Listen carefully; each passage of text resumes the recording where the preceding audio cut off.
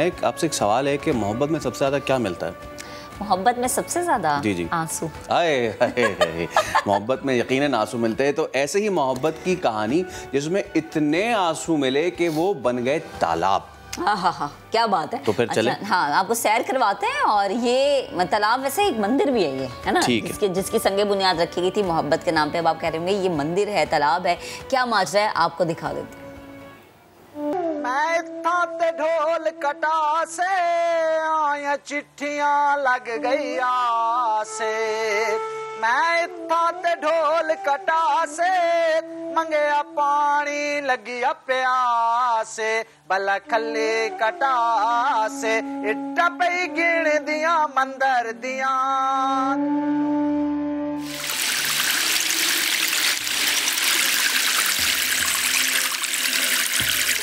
चकवाल की 2500 फुट बुलंदी पर वाक़े कटास राज मंदिर, जिसका चश्मा हजारों साल पुरानी मोहब्बत की दास्तान सुना रहा है।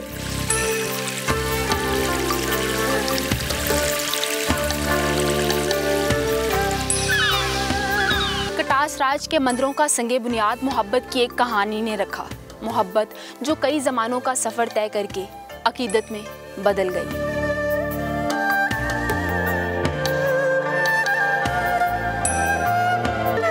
ब्राह्मणों के मुताबिक शिव देवता अपनी बीवी सती से बेइंतहा मोहब्बत करते थे। इनकी मौत के बाद शिव इतना रोए कि आंसू का तालाब बन गया। महाभारत किताब जो 300 साल कबले मसीह लिखी गई, उसमें इस जगह का जिक्र मिलता है। मेन चीज़ यहाँ पे ये झील है। इस झील के मुख्तलिफ नाम है, अमरकुंड, चमरकुंड, विषकुंड वगैरह। उनके रोने से जो 2 आंसू टपके, उससे 2 मुतबरक चश्मे वजूद में आए। एक पुष्कर इंडिया जो अजमेर में राजस्थान के करीब है, और दूसरा ये कटास राज। हिंदू मजहब के मानने वाले इस तालाब को मुकद्दस समझते हैं, जिसके नीले पानी में सफेद बादलों का अक्स देखने वालों को आज भी महसूर कर देता है। जी, जो अपनी बीवी की मोहब्बत में यहाँ रोए थे, जिसकी वजह से ये चश्मा फूटा था, तब से ये अब तक नहीं सूखा। ये जारी है यहाँ पे पानी, और बहुत ही ज़्यादा तारीखी मंजर है, बहुत खूबसूरत है। तारीख सुन के आया था कि यहाँ पे सदियों पहले मोहब्बत और अकीदत आके मिले थे, तो ये एक मंदिर वजूद में आया था। ये देखने के लिए आया था, तो मिल के देख के ऐसी लगा है कि जिस तरह के पुरानी बहुत सदियों पहले में आ गए हूँ। ये तालाब कभी अकीदतमंदों को बेताब और इलाके को सैराब किया करता था, लेकिन अब तेजी से फैलती सीमेंट की फैक्ट्रियों ने देवता के आंसू खुश्क कर दिए हैं। देवता की आंख से आंसू गिरा तो चश्मा उबल पड़ा, मगर इंसान की भूल और वक्त की धूल ने ये चश्मा, ये तालाब खुश्क कर दिया।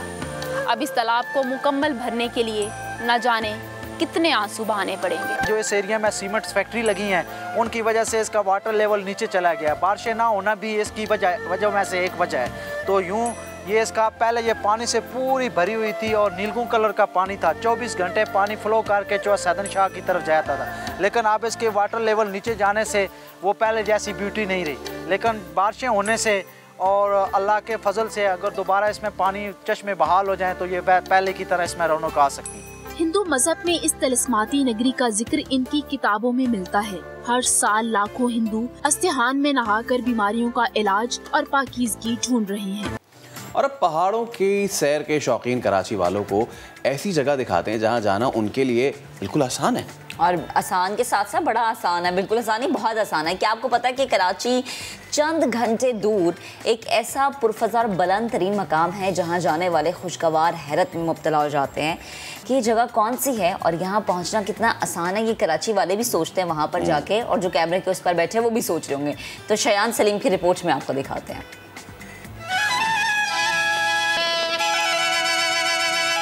दुश्वार गुजार रास्ते, संगलाख चट्टाने, गाड़ियों का शोरना, फैक्ट्रियों का धुआं, ता हद्दे निगाह फैले हुए पहाड़ और इनके दामन में जुगाली करती भेड़ बकरियां।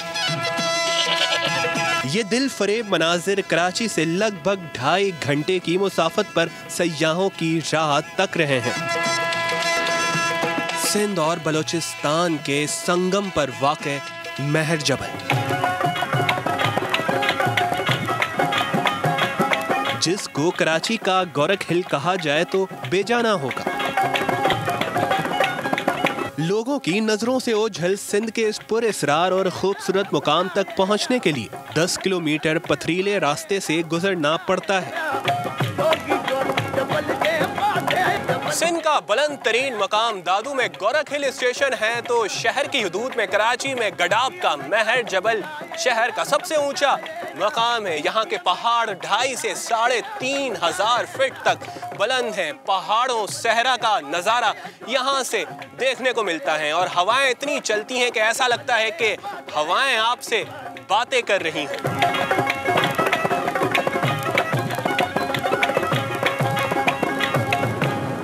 पहाड़ क्या होता है इसका अंदाजा तो महर जबल पर चढ़ने के बाद ही होता है।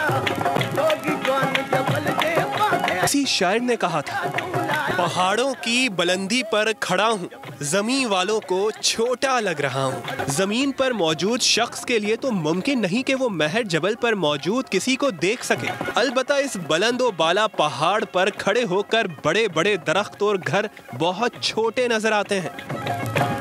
हवाएं चलती हैं और यहाँ पे जो बादल जब आते हैं तो ये पहाड़ों से टच होते हुए जाते हैं। 20 घंटे तफरी लेते रहते हैं। जब भी हमारे को मौका मिलता है इन किनारों पे आके खड़े होते हैं, सुकून भरी ठंडी हवाओं का मजा लेते हैं। मादनी वसाइल से माला माल ये पहाड़ भी अपना जुदागाना हुस्न रखते हैं और कुदरती हुस्न से लगाव रखने वाला ही इस खूबसूरती को पहचान सकता है। मकामी लोगों की ख्वाहिश है कि महर जबल आने वाला रास्ता ठीक कर दिया जाएगा तो ये इलाका बेहतरीन कुदरती सैरगाह बन सकती है। कोई किसी चीज़ का यहाँ पे आपसे आने का कोई चार्ज नहीं ले सकता, ना कोई टिकट ले सकता, क्योंकि ये बिल्कुल खुला मौसम है और यहाँ पे लोग जो है वो निहायती मोहब्बत करने वाले लोग हैं। शहर के शोरो गुल से दूर यहाँ सुकून है और साफ आबो हवा भी। यहाँ आना कुछ मुश्किल जरूर है, लेकिन अगर आप मुहिम जो का शौक रखते हैं, एडवेंचर टूर भी करना चाहते हैं और शहर से दूर भी नहीं जाना चाहते तो गडाब के महर जबल की सैर एक अच्छा ऑप्शन होगा। कैमरामैन फैसल आगाई के साथ शायान सलीम, समा, कराची। चलें जी, अब एक ब्रेक लेते हैं। ब्रेक के बाद दोबारा हाजिर होंगे, आप हमारे साथ रहिएगा।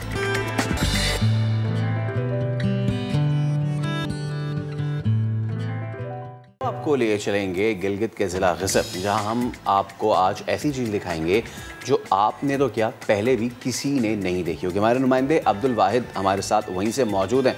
वाहिद, गुड मॉर्निंग। सबसे पहले तो ये बताएं, ये झील कहाँ पर है? जी बिल्कुल फैसल, आज मैं एक ऐसे पिकनिक पॉइंट पर मौजूद हूँ जो कि अब तक सयाहों की नज़रों से ओझल है। डिंग बट झील कहलाया जाता है, जो कि डिस्ट्रिक्ट गेज़र की सबसे बड़ी गांव शेरकिला हमुचल के अंदर मौजूद है। बहुत ही इजी एक्सेस है। गिलगित शहर से कोई 35-40 किलोमीटर के फासले पर यह झील यहाँ पर वाक़ है। पहाड़ी के दरमियान मौजूद है। बहुत ही खूबसूरत व्यू पेश कर रहा है। लोग अपनी फैमिलीज़ के साथ यहाँ आके खूब इंजॉय कर सकते हैं। अच्छा वाहिद, वादी ग़िज़र जो है वैसे भी अपनी झीलों की वजह से काफ़ी मशहूर है, मगर यहाँ सड़कों का निज़ाम इतना अच्छा नहीं है, तो मुकामी हुकूमत कुछ करने का इरादा रखती है इस पर? अगर मुकामी हुकूमतों की बात की जाए तो आज से पहले जितनी भी हुकूमतें यहाँ रही है उन्होंने गिज़र को दीवार के साथ ही लगाया। इंफ्रास्ट्रक्चर के हवाले से, सड़कों की खस्ते हाली के हवाले से हम आए रोज़ रिपोर्ट करते हैं। किसी हुकूमत ने आज तक सयाहत को बूस्ट अप करने के लिए इस ज़िले के अंदर कोई खातिर खा इक़दामात नहीं उठाए। अभी भी एक हुकूमत को बने 1 साल करीबन होने को है, लेकिन उनका भी कोई लाहे अमल इंफ्रास्ट्रक्चर के हवाले से नज़र नहीं आ रहा। हाँ, अलबत्ता वफाकी हुकूमत की जानिब से Gilgit Chitral express way CPEC का हिस्सा है, उसके लिए एक खतीर रकम मुख्तस कर दी गई है। ताहम उसका काम अभी शुरू नहीं हो चुका है। उसके तकमील के बाद ये उम्मीद जाहिर किया जा रहा है कि जब गिलगित चित्राल एक्सप्रेस वे जब पाए तकमील तक पहुंचेगा, फिर इस खित्ते में सयाहत भी बूस्टअप हो जाएगी और यहाँ के लोगों को सफरी जो मुश्किलात हैं उनमें भी खातिर खा कमी आ सकती है। तो ये एक अच्छा इनिशिएटिव है वफाकी हुकूमत का। ठीक है वाहिद, बेहद शुक्रिया, आप हमें अपडेट कर रहे थे। खूबसूरत झील है जिसके मनाज़र इस वक्त हम आपको दिखा रहे हैं और यहाँ पर नहीं गया फैसल, मुझे लगता है कि हमारी स्क्रीन देखने के बाद वो जाने का ज़रूरी था। मैं जा चुका हूँ, आप जा चुके हैं। लेकिन वही बात है ना महक के जो दीवाने होते हैं वही यहाँ का रुख करते हैं, जो फैमिलीज होती हैं वो कम रुख करते हैं। क्यों? क्योंकि खतरनाक और पथरीला रास्ता है, रोड का स्ट्रक्चर नहीं है, रोड इंफ्रास्ट्रक्चर नहीं है, सबसे बड़ी जो चीज़ है वो है। तो अब कैसे जाएं वो भी हम आपको बता बता देते हैं। एक तो तरीका है कि अगर आप इस्लामाबाद से जा रहे हैं तो वाया गिलगित आप गिज़र एंटर करें, जो उसका डिस्ट्रिक्ट है, और उसके बाद गिज़र से एंटर होते ही आपको तमाम तस्वीरें मिलेंगी। और अगर इसका एक दूसरा रास्ता भी है, और दूसरा रास्ता कौन सा है? दूसरा रास्ता बरास्ता चित्राल है, यानी कि चित्राल से आप बूनी और बूनी से फिर शंदूर टॉप से होते हुए आप जाएँ तो शंदूर टॉप क्रॉस करेंगे। शंदूर आखिरी बॉर्डर है खैबर पख्तूनख्वा का। बॉर्डर के बाद जो है वो फंडर वैली और लंगर शुरू हो जाता है, जो कि हम शो में आगे चल के या आगे आने वाले दिनों में आपको उसकी भी सैर कराएंगे। लेकिन वहाँ से होते हुए फिर आप गुपिस और यासीन वैली और फिर यहाँ पे पहुँच सकते हैं। तो ये दो रास्ते हैं। गिलगित वाला रास्ता इज़ वे मोर कन्वीनियंट। चलें जी, अब जरा आगे बढ़ते हैं और खेल के मैदान का रुख करते हैं। मेगा इवेंट के लिए शाहीनों ने तैयारियां शुरू कर दी हैं। T20 वर्ल्ड कप के लिए कौमी टीम हथियार तेज कर रही है। हेड कोच सकलैन मुश्ताकी ज़ेर निगरानी क्रिकेटर्स ने नेशनल हाई परफॉर्मेंस सेंटर में भरपूर प्रैक्टिस की। शुएब मलिक भी स्क्वाड के हमरा ट्रेनिंग कर रहे हैं। और बॉलिंग कंसल्टेंट है वर्नन फिलेंडर, फास्ट बॉलर्स के साथ लाइन और लेंथ पर काम कर रहे हैं।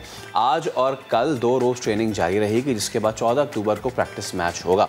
कौमी क्रिकेट स्क्वाड 15 अक्टूबर को UAE रवाना होगा। क्रिकेट पर मजीद बात करने के लिए हमें ज्वाइन किया है स्पोर्ट्स तज्ज़ियाकार सीनियर मिर्ज़ा इकबाल बेग साहब ने। मिर्ज़ा भाई अस्सलाम वालेकुम, गुड मॉर्निंग। सबसे पहले तो अच्छा एक बड़े मज़े की बात है मिर्ज़ा भाई, और वो ये है कि शुएब मलिक और मोहम्मद हफीज़, ये इनकी जितनी उम्रें हैं ना, इनसे छोटे हैं वर्नन फिलेंडर। उन्होंने क्रिकेट खेल भी ली और अब वो कोचिंग भी शुरू उन्होंने कर दी है। मैं पहले चाहूँगा इस पर आप कमेंट करें। बिल्कुल आपने सही कहा फैसल। सबसे पहले तो सुबह खैर आपको भी और महक को भी। और जो आपने उम्रों की बात की तो आप देखें शुएब मलिक ने 14 अक्टूबर 1999 को अपना डेब्यू किया था। अब 14 तारीख को 22 साल हो जाएंगे। इंटरनेशनल डेब्यू की बात कर रहा हूँ। और मोहम्मद हफीज़ ने 2003 में अपना डेब्यू किया था। तो अब अंदाज़ा लगा लें शुएब मलिक जो है वो 40 साल के हो चुके हैं, हफीज़ भी ज़्यादा बरस के 40 के लगभग। तो यकीनन ये बात तो है। लेकिन अब आप नोट करें, एक वीडियो जारी हुई थी रमीज़ राजा की जब वो चेयरमैन बनने से पहले, और उस वीडियो में इन दोनों का नाम लेकर उन्होंने कहा था, जो PCB के मौजूदा चेयरमैन है, कि मोहम्मद हफीज़ और शुएब मलिक अब अपना वक्त गुजार चुके, अब हमें आगे की तरफ देखना चाहिए। लेकिन हायर मजबूरी की वजह से इन दोनों को रखना पड़ा। T20 वर्ल्ड कप के स्क्वाड में शुएब मलिक आखिरी लम्हे पर आए। हफीज़ के ताल्लुकात आपको पता है कि रमीज़ राजा से इतने अच्छे नहीं थे। उन्होंने एक ट्वीट कर दिया था कि मेरे बेटे को उनसे ज़्यादा क्रिकेट की समझ है। तो बहुत सारी चीज़ें हैं कि जो फैक्टर्स हैं, लेकिन बहरहाल तजुर्बे का कोई नेमुल बदल नहीं होता फैसल। और मेरे ख्याल में हफीज़ और शुएब मलिक दोनों का ये आखिरी इंटरनेशनल इवेंट है, इसमें ये अच्छा परफॉर्म करेंगे। सही, ठीक। अच्छा मिर्ज़ा भाई, अब जरा अगर हम तब्दीलियों की बात करें, शुएब मलिक, सरफराज अहमद और हैदर अली की स्क्वाड में शमूलियत कैसा देखते हैं आप? देखिए, मैं कि यकीनन मिडिल ऑर्डर हमारा मजबूत हुआ है। और फ़खर जमान को आप भूल गई, फ़खर जमान भी शामिल हुए। पहले वो ट्रैवलिंग रिजर्व में थे, अब वो 15 रुकनी स्क्वाड में आ गए। तो अब हमारी बैटिंग खासी मजबूत हो गई है। लेकिन असल मसला अब हमें बॉलिंग के शोबे में नजर आ रहा है, खास तौर पर स्पिन बॉलिंग के शोबे में। क्योंकि जो विकटें हैं, अगर आप दुबई इंटरनेशनल क्रिकेट स्टेडियम की बात करें, IPL में जो मैचेस हुए 160, 140, तो वहाँ की विकेट जो है वो स्पिनर्स के लिए आइडियल साबित होगी UAE के दुबई इंटरनेशनल क्रिकेट स्टेडियम की। हमारे पास जो 3 स्पिनर्स हैं, शादाब खान काफ़ी अरसे से आउट ऑफ फॉर्म है। उनके अलावा इमाद वसीम है, जिनके बारे में कहा जाता है कि शुरू के ओवर्स उनसे कराए जाते हैं। अगर वो उनको मिडिल ऑर्डर में बॉलिंग के लिए लेकर आए, मिडिल में इनिंग्स के, तो वो खासे महंगे साबित होते हैं। और मोहम्मद नवाज, उनको हम खिला नहीं रहे, उनको हमने दौरे कराए हैं। तो हमारा स्पिन बॉलिंग अटैक थोड़ा सा कमज़ोर नज़र आता है। वो हफीज़ से भी बॉलिंग कराएं, जो कोई मैच नहीं खेले। आपको पता है उनको पहले फूड पॉइजनिंग हो गई, फिर उसके बाद हफीज़ को जो है वो डेंगी हो गया। अब वो प्रैक्टिस तो कर रहे हैं। तो ये एक लम्हे फिक्रिया है, ये शोबा। लेकिन बैटिंग हमारी खासी मजबूत हो गई है। अच्छा मिर्ज़ा भाई, एक चीज़ ये कि जब बॉलिंग की आप बात कर ही रहे हैं, हमने अभी जिक्र किया वर्नन फिलेंडर का, वो आएंगे और वो फास्ट बॉलर्स को जो भी टिप्स देंगे, वो लेंथ लाइन वाले बंदे थे तो वो गालबन उसी तरीके से ट्रेन करेंगे। बट हमने जाना है सर UAE में खेलने। अभी वहाँ पे जो हालिया क्रिकेट चल रही है IPL की, उसमें आपने देख लिया कि जो स्पिन जो है उसका कितना अमल दखल रहा है, एक चीज़। दूसरी चीज़, मौसम बहुत ज़्यादा इफ़ेक्ट करता है विकेट पे। तो वहाँ अक्टूबर में जो है वो भी जो है बहुत ज़्यादा इतना जो है वो अफेक्ट करेगी पिचेस पे। विकेट जो है वो सीधा रहने की भी तवक्को है, और इसके साथ साथ अगर ज़्यादा मैचेस उस पर हुए तो ब्रेक होगा, बॉल और ये सारी चीज़ें होंगी। ऐसी सूरत हाल में सकलैन मुश्ताक पे, जो कि वर्ल्ड कप विनर रह चुके हैं एज अ कोच इंग्लैंड के, उन पे हम रिलाई क्यों नहीं कर रहे? वर्नन फिलेंडर पर ज़्यादा रिलाई क्यों कर रहे हैं? क्या वजह? ये तो शायद इन्होंने, चूंकि वकार यूनुस और मिसबाउल हक गए तो इसलिए उन्होंने वर्नन फिलेंडर और मैथ्यू हेडन को लिया। आपकी बात सही है फैसल, वर्नन फिलेंडर ने आज तक जनूबी अफ्रीका की जानिब से उन्होंने T20 क्रिकेट नहीं खेली। टेस्ट के वो बड़े ज़बरदस्त बॉलर थे, जिस तरह आपने शुरू में कहा, लाइन और लेंथ उनकी बड़ी ज़बरदस्त थी। लेकिन अब देखता ये है कि ये तो T20 इवेंट है, इसमें वो क्या बताते हैं। उन्होंने नेशनल हाई परफॉर्मेंस सेंटर में बॉलर्स को बताना तो शुरू किया है। आपकी बात बड़ी वैलिड है, हमें एडवांटेज होगा सकलैन मुश्ताक का, जो कि हेड कोच है। आपने खुद कहा इंग्लैंड के साथ भी वो वाबस्ता रहे, वेस्ट इंडीज़ के साथ भी वाबस्ता रहे, और उनका खासा तजुर्बा है। वो एक हिकमत अमली तरतीब दे सकते हैं, ज़हीन बॉलर है, दूसरा उन्होंने ईजाद किया। तो मैं समझता हूँ सारा बोझ जो है फैसल वो सकलैन मुश्ताक के कांधों पर होगा कि वो अपने स्पिनर्स को किस तरीके से गाइड करते हैं इस मेगा इवेंट में। अच्छा, अब इसकी भी मिर्ज़ा भाई बात कर लेते हैं कि जो पहले हमने मिडिल ऑर्डर लाए थे वर्ल्ड कप स्क्वाड के लिए, ड्यू टू रीजंस वो अब बाहर जा चुके हैं। अब ओपनिंग तो हमने देख ली, हमारी 3 बल्लेबाज बड़े अच्छे हैं, बड़े फिक्स हैं, लेकिन उसके बाद आगे चल के आपको क्या मामला नज़र आ रहे हैं? शुएब मलिक के आने से मज़ीद स्ट्रेंथन होता देख रहे हैं, और नीचे जो, क्योंकि देखें मिर्ज़ा भाई बात यह है कि अब तो दुनिया में वो टीम्स बन रही हैं कि जहाँ पे बैट्समैन जो हैं वो भी कर रहे हैं और जो नीचे बॉलर्स आ रहे हैं वो भी बल्ला चला रहे हैं। तो आपको लगता है कि हमारी वो पूरी बैलेंस हमें मिलेगी जो modern day cricket, modern world T20 cricket पे चल रही है? बिल्कुल फैसल, अब तब्दीलियों के बाद जो है अब हमें बैलेंस नज़र आ रहा है। देखिए मेरी अपनी ओपिनियन में ये डेफिनेटली ओपनिंग स्लॉट पर ये रिजवान के साथ फ़खर जमान को लेकर जाएंगे, क्योंकि एक तो left handed right handed combination होगा, दूसरे फ़खर जमान जो है वो पावर प्ले का अच्छा फ़ायदा उठा सकते हैं, और फिर फ़खर जमान का एक हमें नफसियाती फ़ायदा भी हासिल होगा। आपको याद होगा 18 जून 2017 को भारत को जो ओवल लंदन के मैदान पर चैंपियंस ट्रॉफी में पाकिस्तान ने हराया, फ़खर जमान ने क्या बैटिंग की थी, मैं खुद वहाँ मौजूद था। तो मेरे ख्याल में ये बाबर आजम को 1 डाउन लाएंगे और इनिंग्स ओपन कराएंगे रिजवान और फ़खर जमान से। फिर उसके बाद चौथे पे आ जाएंगे मोहम्मद हफीज़, 5वें पे आ जाएंगे शोएब मलिक। अब 6ठे नंबर पर मेरे ख्याल में टाई है हैदर अली और आसिफ अली के दरमियान कि किसको खिलाते हैं। ये 6 बैट्समैन होंगे, और उसके बाद आपको पता है शादाब खान बैटिंग अच्छी कर रहे हैं, अगरचे बॉलिंग अच्छी नहीं कर रहे। शादाब खान आ सकते हैं 7वें पर, और उसके बाद 8वें पर इमाद वसीम या नवाज, 9वें पर फिर हसन अली, फिर शाहीन शाह अफरीदी। और आया ये 3 बॉलर्स खिलाते हैं या फास्ट बॉलर या 2 फास्ट बॉलर खिलाते हैं? अगर तीसरा खिलाएंगे तो मेरे ख्याल में शायद ये हारिस रऊफ के लिए जाए। ठीक है, बहुत शुक्रिया मिर्ज़ा इकबाल बेग भाई आपका। अब हमसे डिस्कस कर रहे थे कि किस तरीके से पाकिस्तान का मिडल ऑर्डर अब थोड़ा मजबूत होता दिखाई दे रहा है। तो हमारी भी यही उम्मीद है कि अब जो थोड़ा मजबूत होता दिखाई दिया मिडल ऑर्डर वर्ल्ड T20 में जाके अच्छा परफॉर्म करे। ब्रेक लेंगे, ब्रेक के उस पार हाजिर होंगे, मजीद बातें आपसे करेंगे, हमारे साथ ही रहिए।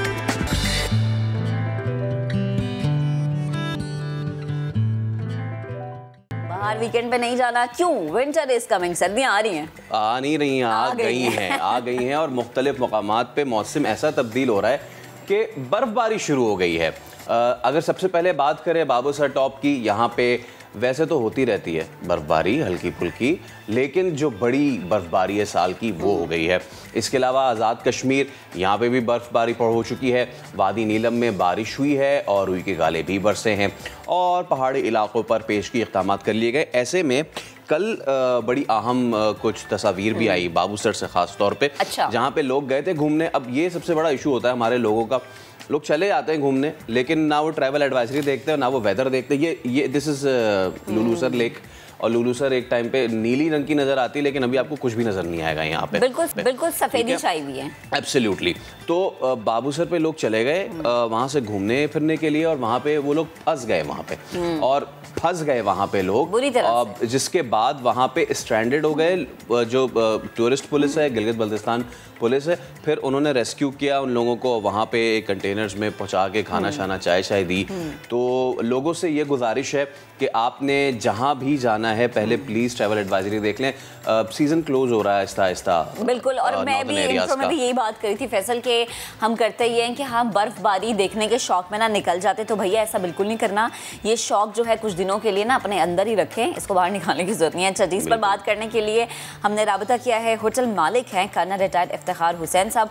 कर्नल साहब बेहद शुक्रिया वक्त देने के लिए। जब हम बात करते हैं ना सर्दियों की, तो सर हम कहते हैं कि जब सर्दियाँ आती हैं ना तो थोड़ी सी मुश्किलात में इजाफा हो जाता है नॉर्दर्न एरियाज़ के लोगों की, क्योंकि बर्फबारी होती है, रास्ते बंद हो जाते हैं, सहूलियत नहीं मिलती। नवंबर और दिसंबर में प्लीज़ बताएगा हालात क्या होते हैं वहाँ पर। ये 2 महीने ऐसा होता है कि इसमें विंटर वेकेशंस भी आ जाते हैं, तो सयाह जो होते हैं वो कहते हैं हम ज़्यादा रुक करें इन एरियाज़ का। तो सयाहों के लिए 2 महीने आने वाले अच्छे हैं, और अभी जो सूरत हाल के मुताबिक होटल्स बंद हैं, दुकानें बंद हैं। अस्सलाम वालेकुम जी, आपने बड़े तफसील से बात की कि मौसम के बारे में, और ख़ास कर फैसल साहब ने जो बात की कि लोग थोड़ा सा एडवाइजरी ज़रूर दिया करें। स्टार्ट में ही मैं ये बात करूँगा कि ये जो गूगल आपके पास है इसमें से देख लें कि जी मौसम कैसा है। अभी तकरीबन जो है ना महीना पहले से या 20 दिन पहले से हमें पता था कि बर्फ़बारी होनी है, और इसमें ज़्यादा चांस यही होता है कि बाबूसर टॉप बंद हो जाता है, चाहे आर्जी तौर पे ही बंद हो। लेकिन अब जो लोग प्लान कर रहे थे, बावजूद इसके कि उनको बताया जाता है, अगर हमें कांटेक्ट करते हैं, किसी को भी वहाँ पे करें कि जी काइंडली आप अपना या रूट चेंज करें या थोड़ा सा आगे पीछे कर लें अपना प्रोग्राम। लेकिन लोगों के अपने मसाइल होते हैं, वो कहते हैं नहीं हमने इन्हीं दिनों में आना है। तो अभी भी अल्हम्दुलिल्लाह सिर्फ बाबूसर टॉप बंद है, पिछले 2 दिनों से क्लोज है। अभी अगर आप मौसम का आगे का वो हाल देखें तो 1 हफ़्ता बिल्कुल साफ़ है, फिर उसके बाद थोड़ी सी बारिश या बर्फ़बारी होगी, फिर साफ़ होगा। तो बाय एंड लार्ज अक्टूबर का महीना जो है वो नॉर्दर्न एरिया में या बाबूसर टॉप के हवाले से भी हो सकता है 2-3 दिन में लोग जो है, तो अगर अपने आप को थोड़ा सा जो है ना जाने का प्लान हो और थोड़ा सा मौसम का हाल नेट से ही देख लें, हमारे वेबसाइट से देख लें, तो उनको पता चल जाएगा अगर खुलती है। अगर नहीं भी खुलती तो नारान इन एनी केस 31 अक्टूबर तक नारान जो है तो खुला रहता है। और उसके बाद भी जब तक बर्फ़बारी नहीं होती, हैवी बर्फ़बारी, क्योंकि नवंबर की बर्फ़बारी जो है वो फिर बर्फ़ ही रहती है। अभी ये बर्फ़ तो पिघल जाएगी जो अभी हुई है, ये भी सिर्फ पहाड़ों पे हुई है, नीचे अभी नहीं आई। आज रात पहली रात ऐसी होगी जिसमें टेम्परेचर -1 होगा, यानी 0 से नीचे जाएगा। बर्फ़बारी के बाद जो रात होती है नॉर्मली वो बहुत ठंडी होती है, तो आज की रात बहुत ठंडी होगी। फिर इसके बाद थोड़ा सा मौसम बेहतर हो जाएगा, लेकिन मैक्सिमम टेम्परेचर जो है तो 10 से ज़्यादा अभी नहीं होगा, और 0 के आसपास ही रहेगा रात का टेम्परेचर। अच्छा इफ्तिखार भाई, एक तो ये चीज़ कि यकीनन अब जैसे आपने भी कहा कि भाई ट्रैवल एडवाइजरी देखना बहुत ज़रूरी है। लोग फंस जाते हैं, जैसे आपने खुद भी जिक्र किया बाबूसर पे, किस तरह हम दिखाएंगे भी वो तस्वीर कि लोग किस तरह फंसे हुए हैं वहाँ पे। फिर उसके बाद जाहिर सी बात है वहाँ की जो टूरिस्ट पुलिस है और दीगर आर्मी वाले वो आते हैं, वो बेचारों को रेस्क्यू करते हैं और चले जाते हैं। मैं चाह रहा हूँ कि आप ये बताइए कि चलिए बाबूसर तो बंद हो गया, वहाँ से तो अब गिलगित बहुत ही मुश्किल है पहुँचना। पीछे वाला रास्ता भी इतना ज़्यादा बेहतर नहीं है, अच्छा नहीं है। वो सिर्फ जो दीवाने होते हैं वही बिशाम वाला रास्ता लेते हैं। फैमिलीज़ जो है वो मुश्किल ही वहाँ से जाती हैं। मैं चाहूँगा कि आगे आने वाले जो महीने हैं, जैसे कि अक्टूबर, नवंबर, दिसंबर, इसमें आप क्या गाइड करेंगे टूरिस्ट को कि जी आप कौन सी जगहों पे सेफली पहुँच सकते हैं अपनी फैमिली के साथ? देखिए, मैं ज़्यादातर जो है ना वो नॉर्थ की बात करूँगा। अभी जो है अगर इस टाइम कोई नारान तक आता है, नारान से आगे बटकुंडी तक और बाबूसर टॉप के करीब तक का रोड खुला है, अभी आपको बिल्कुल एक डिफरेंट, ये पहाड़ों पे जब बर्फ़ पड़ती है, टॉप पे पड़ती है, जितनी आप दुनिया में सीनरियाँ देखते हैं वो यही दिखाते हैं कि कुछ पोर्शन पे ऊपर टॉप पे बर्फ़ पड़ी है, फिर अभी ये धूप निकलेगी तो उसका एक और नज़ारा होगा। तो ये एरिया तो आप बहरहाल देख सकते हैं। इसके अलावा जो है जो केकेश है उसकी कंडीशन ठीक है, ख़राब है, लेकिन जो आप बता रहे हैं बिल्कुल ये भी ठीक है कि जो शौकीन होते हैं वो जाते हैं, और हुंदा का मौसम इन दिनों थोड़ा सा ठंडा होना शुरू हो जाता है, लेकिन बाय एंड लार्ज वो भी ठीक रहता है। इसके अलावा जो नवंबर दिसंबर है, ख़ासकर दिसंबर जनवरी, जब मालम जबा पे बर्फ़बारी होती है तो उसमें वहाँ पे जो है तो बहुत अच्छा रिज़ॉर्ट बना हुआ है, आप उसको वहाँ पे जा सकते हैं और पूरा सीज़न आप जा सकते हैं। जो स्नो के गेम्स हैं, जो स्नो की एंजॉयमेंट्स हैं, वो सारी वहाँ पे अवेलेबल हैं। आप कालाम तक जा सकते हैं। बहरहाल नारान जो है तो आपको अनफॉर्चुनेटली, हमारे लिए भी अनफॉर्चुनेटली के नारान आपको बंद मिलेगा in the month of December, January and February. अच्छा, सही। अच्छा सर, जैसे आपने कहा कि जिन जिन एरियाज़ में आप जा सकते हैं वो आपने मेंशन किया, और यकीनन अगर लोग रुक करना चाहें तो कुछ सहूलियात साथ रख के रुक करें, क्योंकि होता ही है ना कि अक्सर रास्ते में चीज़ें बंद मिलती हैं, ATM नहीं है, पेट्रोल पंप नहीं है, फलानी चीज़ नहीं है। होटल्स के हवाले से अगर हम बात करें तो इन एरियाज़ में क्या होटल्स की रसाई बआसानी हो जाएगी?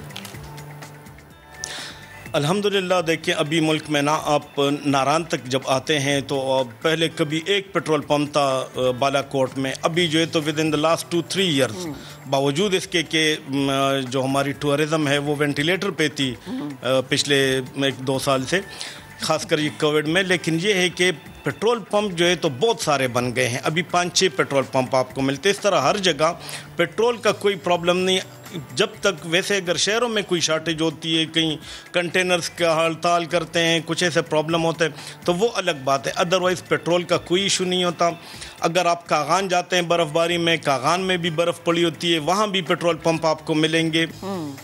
और बेहतर ये है कि अगर आप नारान कागान की तरफ जाते हैं स्पेशली, तो आप जो है तो अपने फुल कराएं टैंकी बालाकोट में, बालाकोट के बाद भी 1-2 पेट्रोल पंप हैं, और आप उस टैंकी पे जहाँ तक जो है तो जा सकते हैं। आपको पता है कि जी हमने वापस भी जाना है, लेकिन बहरहाल आप बाबूसर बालाकोट से लेकर बाबूसर टॉप तक एक टैंकी किसी भी गाड़ी की हो, उस पर आप जा भी सकते हैं और वापस भी आ सकते हैं। तो पेट्रोल का आई डोंट थिंक सो कितना इशू होगा। अलबत्ता ये है कि कराची के लोगों को स्पेशली उनको सर्दी का अंदाज़ा नहीं होता कि कितनी होती है, तो वो फिर वो इतनी तैयारी करके नहीं आते। वहाँ पे वो जो फैसिलिटीज़ हैं कि आप ठीक है आपको अच्छे होटल मिल जाते हैं जो खुले होते हैं सर्दियों में भी, लेकिन ये है कि वो फैसिलिटीज़ नहीं होती कि आपको जो है तो अच्छा सा हीटर होगा रेनाई का या इलेक्ट्रिक हीटर होगा, बिजली का भी प्रॉब्लम, तो थोड़ा सा अपने साथ गर्म कपड़े और शाल वाल लेके आएँ। बच्चों के साथ स्पेशली बच्चों का बहुत ख्याल रखिए, क्योंकि यहाँ की ठंड बहुत फेयर होती है। वो जैसे आपने बिल्कुल कहा ना कि बहुत ऑब्वियसली होटल्स की जो है वो उनके भी अपनी लिमिटेशन होती है। मालूम जब्बा का आपने जिक्र किया, तो सर्दियों में देखने वालों को हम ये भी बता दें, इस कदर सर्दी होती है कि जो पाइपलाइंस होती हैं वो जम चुकी होती हैं, तो पानी और गैस दोनों में जमा हुआ। एब्सोल्युटली। तो वो बेचारे जितने भी होटल का जो स्टाफ है ना, वो पानी गर्म करके ला के और आपको दे रहा होता है।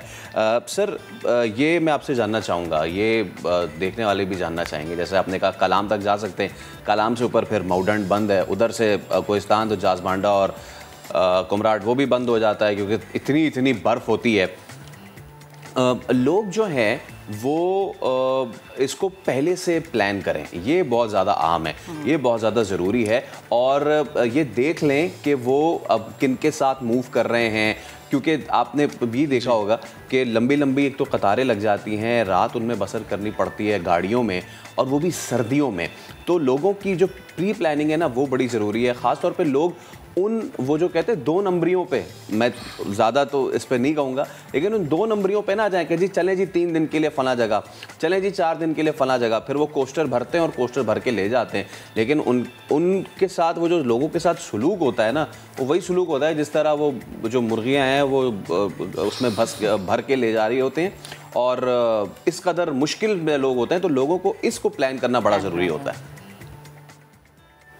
देखिए, आपकी ये बात बिल्कुल ठीक है, प्लान करके जाना चाहिए, लेकिन हमें कुछ और भी सोचना चाहिए कि ठीक है आपका नार्दर्न एरिया बिज़नेस थोड़ा स्लो होता है, टूरिज़म थोड़ी स्लो होती है, बहुत सारे एशिया ऐसे होते हैं जो आप एक्सेस नहीं कर सकते उधर, जैसे अगर आप गोजाल वैली में आगे जाएं, खुजराब टॉप की तरफ आप नहीं जा सकते, ये एरियाज आप, लेकिन स्टिल बहुत सारा पाकिस्तान जो है तो अनएक्सप्लोर्ड अभी पड़ा हुआ है।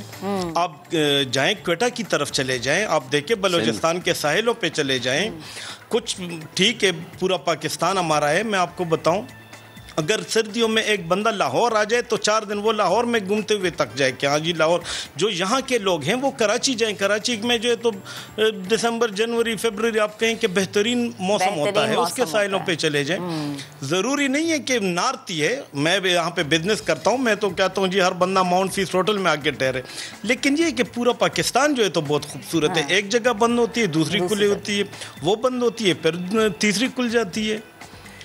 बिल्कुल दुरुस्त फरमा रहे हैं, बिल्कुल सही कह रहे हैं। बिल्कुल सही कहा, बहुत शुक्रिया सर आपका, थैंक यू सो मच। और भी बहुत सारी स्टोरीज आपके साथ शेयर करने के लिए, लेकिन अभी वक्त हुआ एक ब्रेक का। हमारे साथ रहिएगा।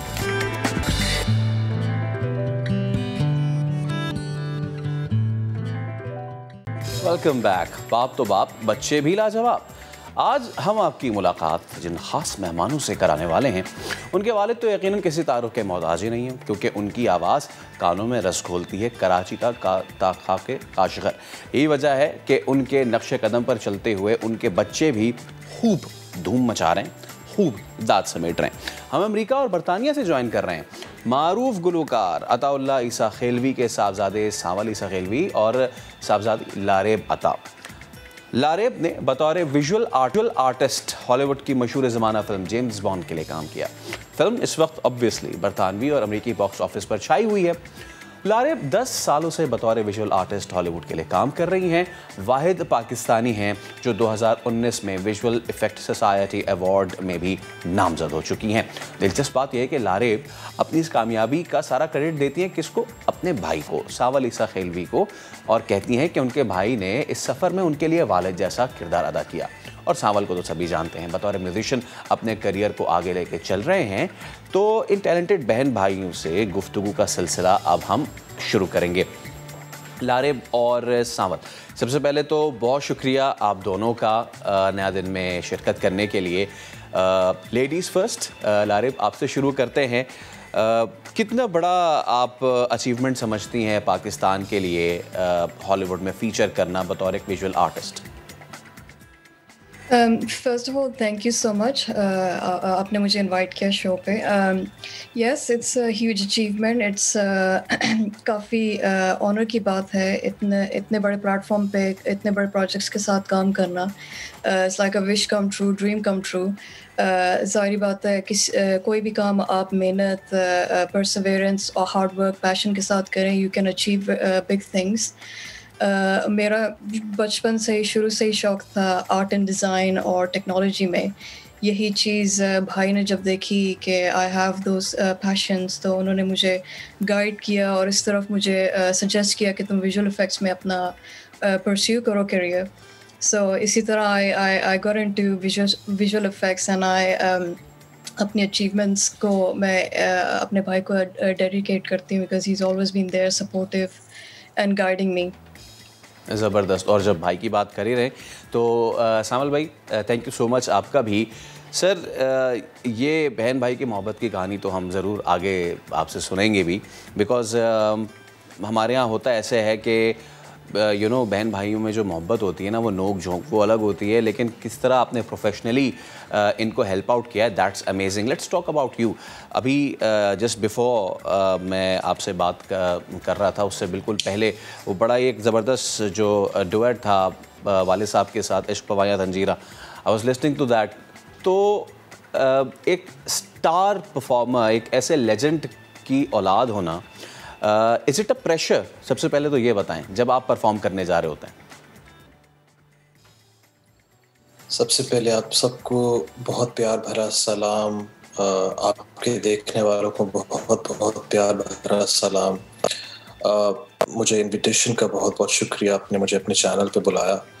प्रेशर ये बहुत सीवियर लेवल का होता है और इसको मैनेज करना भी बहुत मुश्किल है. जैसे कि एक नया करियर शुरू करना होता है, उसी तरीके से इसको सिर्फ मैनेज करना ही बहुत बड़ा एक प्रेशर टाइप सिचुएशन होती है. और फिर उसमें अपने आप का एक इमेज बनाना, एक अपनी आवाज़ को लेकर आना और अपने अंदाज से उसको पेश करना, वो भी एक चैलेंज होता है. तो यकीनन इस चीज़ को इस तरीके से सामने लाना एक बहुत बड़ा चैलेंज है. यकीनन. अच्छा लारेब, आप ये बताएं कि मिशन इम्पॉसिबल के लिए विजुअल इफेक्ट देना इसको आप कितनी बड़ी अचीवमेंट समझती हैं और आगे क्या क्या मज़ीद बड़ा करने का आपका प्लान है?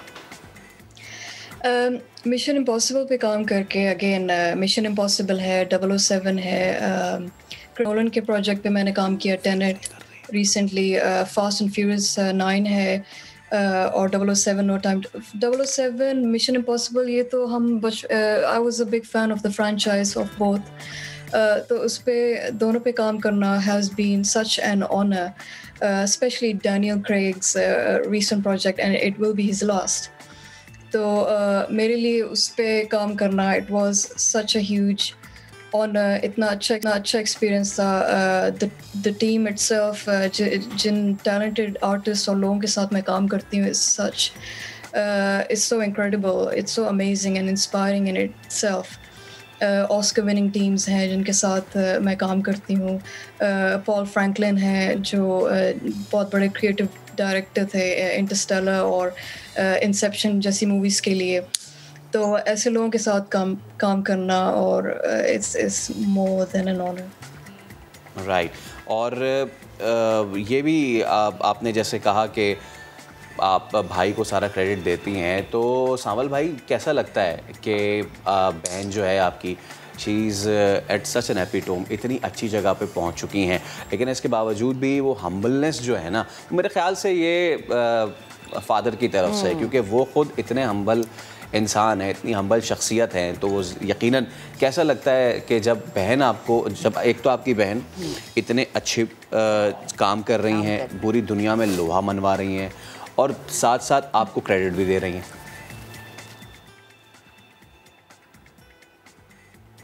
मैं ये समझता हूँ कि ये मेरे वालिद, मेरी जो वालदा है, उनको भी इस चीज़ का क्रेडिट जाता है। और मैं समझता हूँ हमारा जो एक कल्चर है, मैं उसको भी क्रेडिट दूंगा कि हम कोशिश करते हैं अपने मुल्क के लिए कुछ करते रहें, हम लोगों को इंस्पायर करते रहें अपनी क्रिएटिव वर्क लाइन के साथ, चाहे मेरी बहन हो, मेरा भाई हो, मैं हूँ, हम जो कुछ करें हम एक नई सोच को एम्बेड करें, हम नई सोच लोगों के सामने रखें कि भाई आप इस तरफ भी देखो, आप इस तरफ भी सोचो, लाइन से हट कर दुनिया को जानो, समझो, आगे बढ़ो, एज ए नेशन आगे बढ़ो, जो कुछ कर सकते हो सोच की बात है। अगर आप अपनी एक सोच बना लें, अल्लाह ताला और उसकी कुदरत उस सोच में लग जाती है, उसको अमली जामा जो पहनाने में लग जाती है। तो अपनी सोच अगर मैं एक नियत बना लूं कि मैंने कुछ करना है और मैं कुछ करना चाहता हूं और मैं चलना शुरू करता हूं, फिर आप देखें अल्लाह की कुदरत आपको कहाँ ले जाती है। बिल्कुल। और सावल, ये तो सोच की बात होगी ना, और ये इसमें बहुत ज़्यादा हाथ आप लोगों के ब्रॉटअप का भी होता है, घर के माहौल का भी होता है। अच्छा, अब ज़रा अगर मैं ये पूछूं कि बतौर म्यूजिशियन अभी तक आपका सफ़र कैसा रहा, तो क्या बताएंगे, कौन कौन से चैलेंजेस ऐसे थे जो कि अभी तक आपने फेस किए, और अभी मज़ीद किन किन चीज़ों पर काम हो रहा है?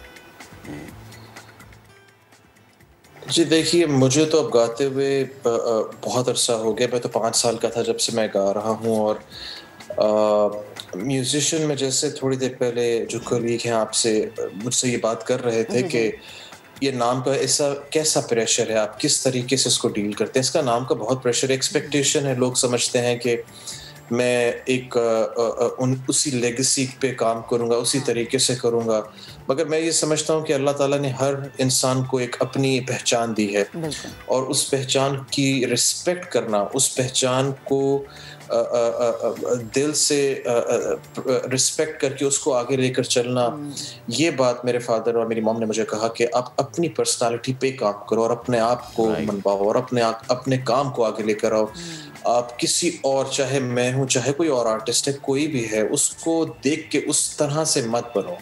जिस दिन आप उस तरह से बनोगे, आपका करियर और आपकी लाइफ खत्म हो जाएगी। तो ये गलती वो मुझे बताते हैं कि नहीं करनी। वो कहते हैं अपने तरीके से काम करो, अपने दिल, अपने मुल्क की बात करो, अपने कल्चर की बात करो, जिस तरीके से तुम चाहते हो, बट अपने तरीके से। अपने तरीके से। और ये जो अपना तरीका होता है ना, ये मुनफरिद होता है, क्योंकि जब आप किसी के तरीके को अपनाते हैं तो फिर बहुत सारे ऐसे नेगेटिव कमेंट्स भी आपको सुनने के लिए मिलता है कि कॉपी की जा रही है, अपना कुछ है नहीं और बस दूसरों को देख देख के आप काम करें। अच्छा सावल, आपने खुद कहा कि 5 साल की उम्र से आप मतलब मौसीकी कर रहे हैं, मौसीकी में आपका इंटरेस्ट है, तो कभी ऐसा हुआ कि किसी जगह पर वालिद साहब ने, अमूमन बच्चे वालिद साहब से हेल्प ज़रूर लेते हैं, लेकिन कभी कभी ऐसा होता है कि वालिद साहब भी बच्चों से हेल्प ले लेते हैं, तो कभी ऐसा मौका आया ज़िंदगी में? मैं पापा के साथ बहुत कम बैठता हूँ मौसीकी की प्रैक्टिसेस में या एक दूसरे के सामने। ये बड़ी एक अजीब सी बात है, बट होता ऐसे है कि हम अक्सर जब भी बैठते हैं हम लाइव पर म्यूज़िक पे अपना एक व्यू ज़रूर देते हैं और डिस्कस करते हैं कि हम एक दूसरे से क्या सीख सकते हैं। तो हमारी कोशिश बिल्कुल होती है, हम बहुत मौजू पे बैठकर अपने एक्सपीरियंसेस शेयर करते हैं, वो मेरी सुनते हैं, मैं उनकी सुनता हूँ। राइट अच्छा, और आपसे गाना तो हम यकीनन सुनेंगे भी, बिकॉज आपने कहा कि बहुत कम अरसे की ज़्यादा आप साथ बैठ के जिसको कहते हैं रियाज वगैरह वाले मामलात नहीं होते, लेकिन जो आपने डुएट किया था ना वो लोगों को बड़ा पसंद आया, बहुत ज़्यादा। इससे पहले कि हम उस तरफ आएँ, लारे कैसे वालिद हैं अताउल्लाह साहब, क्योंकि हमने देखा कि आप कुछ शख्सियात ऐसी होती हैं ना, आप उनसे मिलें तो उनकी तबीयत में इतनी काइंडनेस और इतनी हलीमी होती है कि भले से आप उनसे पहली मर्तबा मिल रहे हैं, लेकिन ऐसा लगता नहीं है कि आप उनसे पहली मर्तबा मिल रहे हैं, वो आपको नहीं भी जानते, फिर भी माहौल ऐसा बन जाता है कि वो आपको शायद सालों से जानते हों। एज अ फादर कैसे रहे हैं वो, और ख़ास तौर पे मैं इसलिए आपसे पूछ रहा हूँ क्योंकि बेटे जो होते हैं ना वो तो भाग जाते हैं, बाप आता है बेटे भाग जाते हैं, वो पता नहीं क्यों एक माहौल होता है डर का, खौफ का, लेकिन बेटियाँ जो होती हैं ना वो बड़ी लाडली होती हैं। तो आप ये बताएं कि एज अ फादर अता साहब कैसे हैं? Absolutely so kind, so down to earth. जो आपने अभी मेंशन किया वो सबके साथ ऐसे मिलते हैं जैसे एज अ फैमिली है, इतने हम्बल हैं, ऐसे जैसे सबको जानते हैं। तो बच्चों के साथ तो हमेशा मेरे साथ, मेरे भाइयों के साथ हमेशा बहुत प्यार से, कभी ऊंची आवाज़ में बात नहीं की, कभी डांटा मारा नहीं, कभी हमेशा जो भी बात समझाई प्यार से समझाई, और जो उन्होंने हमें वैल्यूज सिखाए they have been sticking with us and will stick to us for the rest of our lives. They have made us what we are today. उनकी गाइडेंस, उनकी हमेशा उनके सपोर्ट की वजह से हम यहाँ जो हैं आज इस मुकाम तक पहुँचे हैं। तो absolutely words cannot describe the love and support that he has given to us. उसके अलावा as a person, as a personality वो सब आपके सामने है। He loves Pakistan. हमारा बचपना उनके साथ गुजरा, ट्रैवलिंग में, कॉन्सर्ट्स पे बैठ के हमेशा हमें समझाना प्यार से, हर चीज़ में गाइड करना। फिर हम लोग यहाँ यूके मूव हो गए, तो वो अपने काम की वजह से भी काफ़ी ज़्यादा हमें टाइम नहीं दे सके, but he's always there, he's always supportive and so kind to us. So yeah, words are not enough to describe him as he is. और बिल्कुल हम लफ्ज़ों में फैसल कभी भी बाप या माँ के प्यार को हम बिल्कुल नहीं बयान कर सकते। तो वो ज़रा गाने वाली फरमाइश। हाँ, एक तो जाहिर सी बात है वो जो है ना, जैसे मैंने कहा था कराची से लेके पंजाब तक, और उसके आगे भी एक ड्रामे बड़ा मशहूर हुआ, किताब खा के काजगर, अताउल्लाह ईसा खेलवी का कमीज़ तेरी काली, वो तो मतलब कि वन ऑफ द लेजेंड है ना, लेजेंड सॉन्ग्स है ना।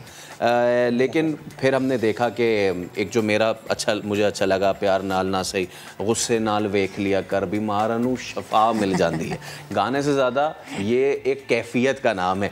फिर हमने ड्यूएट आपका सावल भाई देखा उनके साथ, और आपका उनका फेवरेट कौन सा गाना है? क्या आपने उनके लिए कभी कोई कंपोज किया?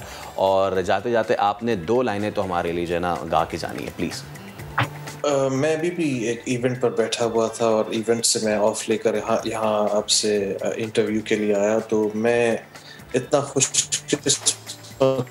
हूँ कि मुझे ऐसा वालिद मिला है जिससे मुझे बहुत कुछ सीखने को मिला, एज एन इंसान बहुत कुछ सीखने को मिला, और एक लेजेंड है जिनके पास मैं इससे ज़्यादा कुछ बोलूँगा नहीं, क्योंकि मेरे पास अल्फाज नहीं है, कोई कमी रह जाएगी इसमें, तो मैं इससे ज़्यादा कुछ बोलूँगा नहीं।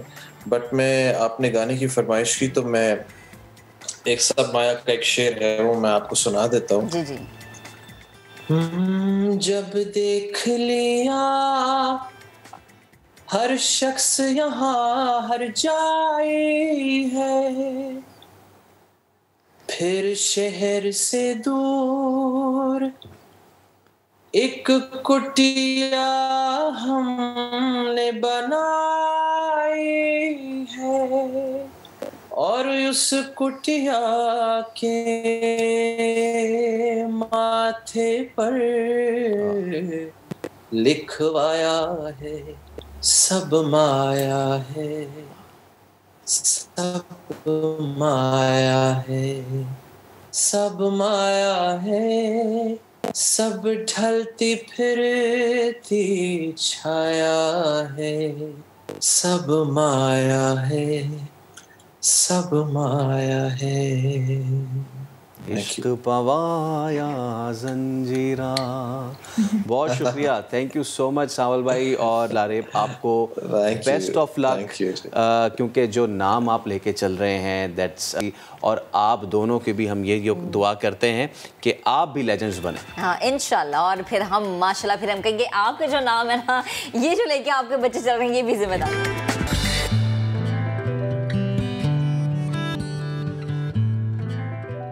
ग्रीन पाकिस्तान क्लीन पाकिस्तान, मुल्क को सरसब्ज़ शादाब बनाने का मिशन लिए हुकूमत हर गुजरता दिन जो है उसमें एक इनकलाबी कदम उठाती हमें नजर आ रही है।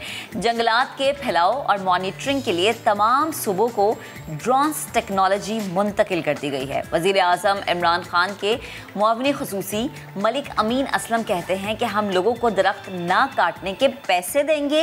ड्रोन से दरख्तों की मॉनिटरिंग का ये कदम कितना अहम है, इस पर बात करनी बेहद ज़रूरी है। और इसी के लिए हमें ज्वाइन किया है चीफ कंजर्वेटिव फॉरेस्ट अतर खान साहब ने। अतर साहब गुड मॉर्निंग, बहुत शुक्रिया नया दिन को वक्त देने के लिए। सबसे पहले तो बड़ा ही इनकलाबी कदम है जिस तरीके से ये तमाम तर चीज़ें हो रही हैं।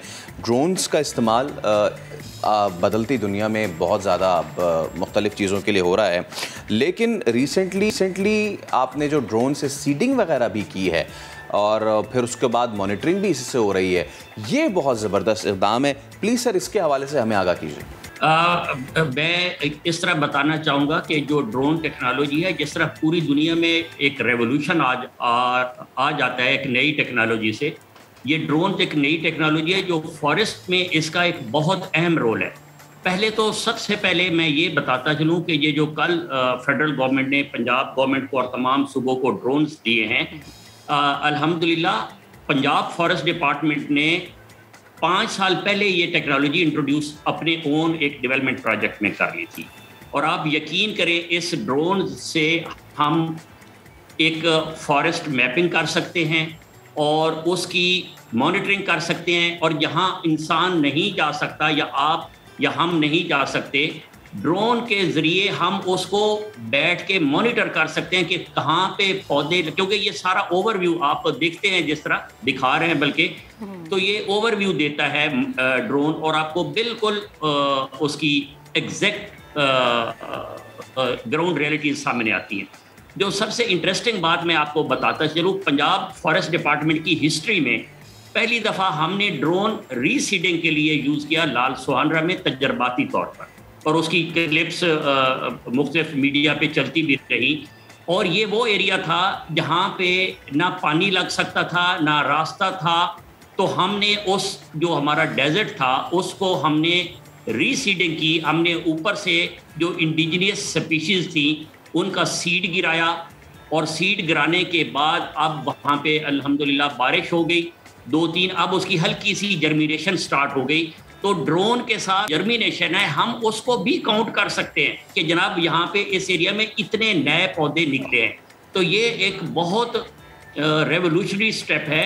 इस टेक्नोलॉजी के ज़रिए ड्रोन ऑलरेडी मुख्तलिफ यूज़ हो रहा है, एग्रीकल्चर में यूज़ हो रहा है, और फॉरेस्ट में ये अब पहली दफ़ा इंट्रोड्यूस किया गया है। बट पंजाब फॉरेस्ट डिपार्टमेंट पिछले 5 साल से ड्रोन्स टेक्नोलॉजी को अपने पॉजिटिव मॉनिटरिंग के लिए, उनकी मैपिंग के लिए, और उनकी अब ये जो रीसीडिंग की है हमने, ये एक नया हमने एक्सपेरिमेंट किया है। इंशाल्लाह ताला इससे बहुत एक इनकलाबी चेंज आएगी फॉरेस्ट डिपार्टमेंट में। सर लास्ट में भी बता दें कि महकमा जंगलात पंजाब जो है मज़ीद किन प्रोजेक्ट्स पे काम कर रहा है, क्योंकि ये भी जानना ज़रूरी है। जैसे हम कहते हैं कि इकदामात हो रहे हैं कि पैसे दरख्त ना काटने के पैसे भी दिए जा रहे हैं और ये ड्रोन्स वाला भी मामला है, तो ज़रा ये भी बता दें। मैं आपका सवाल ज़रा दोबारा जी सर, मैं ये पूछना चाह रही हूँ कि जो महकमा जंगलात पंजाब है वो मज़ीद कौन कौन से ऐसे प्रोजेक्ट्स हैं जो कि लेकर आने वाला है और जिन पर काम हो रहा है? जी हम इसमें, क्योंकि हमारा ये जो 10 बिलियन ट्री सुनामी प्रोजेक्ट है फेडरल गवर्नमेंट का, उसमें पंजाब गवर्नमेंट का एक मेजर शेयर है। तो हमारा जो मेन मकसद है, हम उसमें दरख्तों को लगाना भी बहुत बड़ा काम है, बट जो दरख्तों की प्रोटेक्शन है वो उससे बड़ा काम है, क्योंकि दरख्त लगाना तो एक वन टाइम एक्शन है, फिर उसकी जो प्रोटेक्शन है जब तक वो स्टेबल नहीं हो जाते एटलीस्ट 4 से 5 साल तक, वो बड़ा इंपॉर्टेंट है। तो उसके ज़रिए से हम जो दरख्त लगा रहे हैं, हम अपनी प्लांटेशन में लगा रहे हैं, नहरों के किनारे पे लगा रहे हैं, बेला में लगा रहे हैं, जो दरियाओं के किनारे पे जगह है, रोड साइड पे लगा रहे हैं। तो उनको लगाने के बाद उसकी मॉनिटरिंग करना ड्रोन हमें हेल्प करेगा।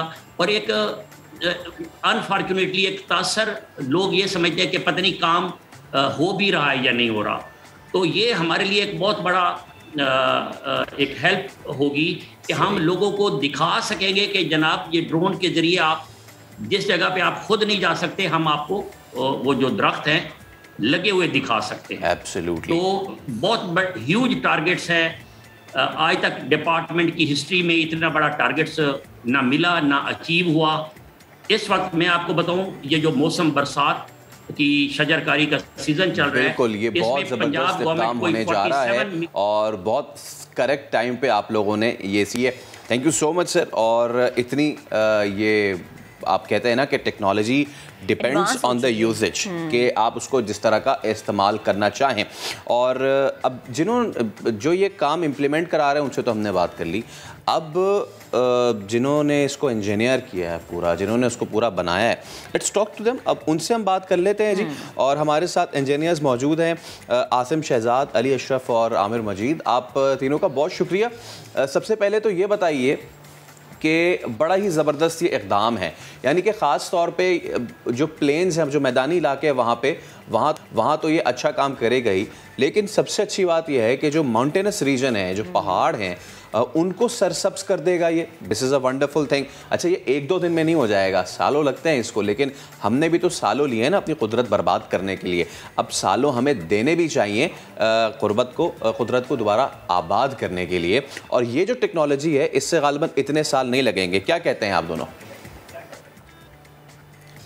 जी अच्छा, first of all we are from Forsan. मेरा नाम अली अशरफ है, हमारे साथ आमिर मजीद हैं।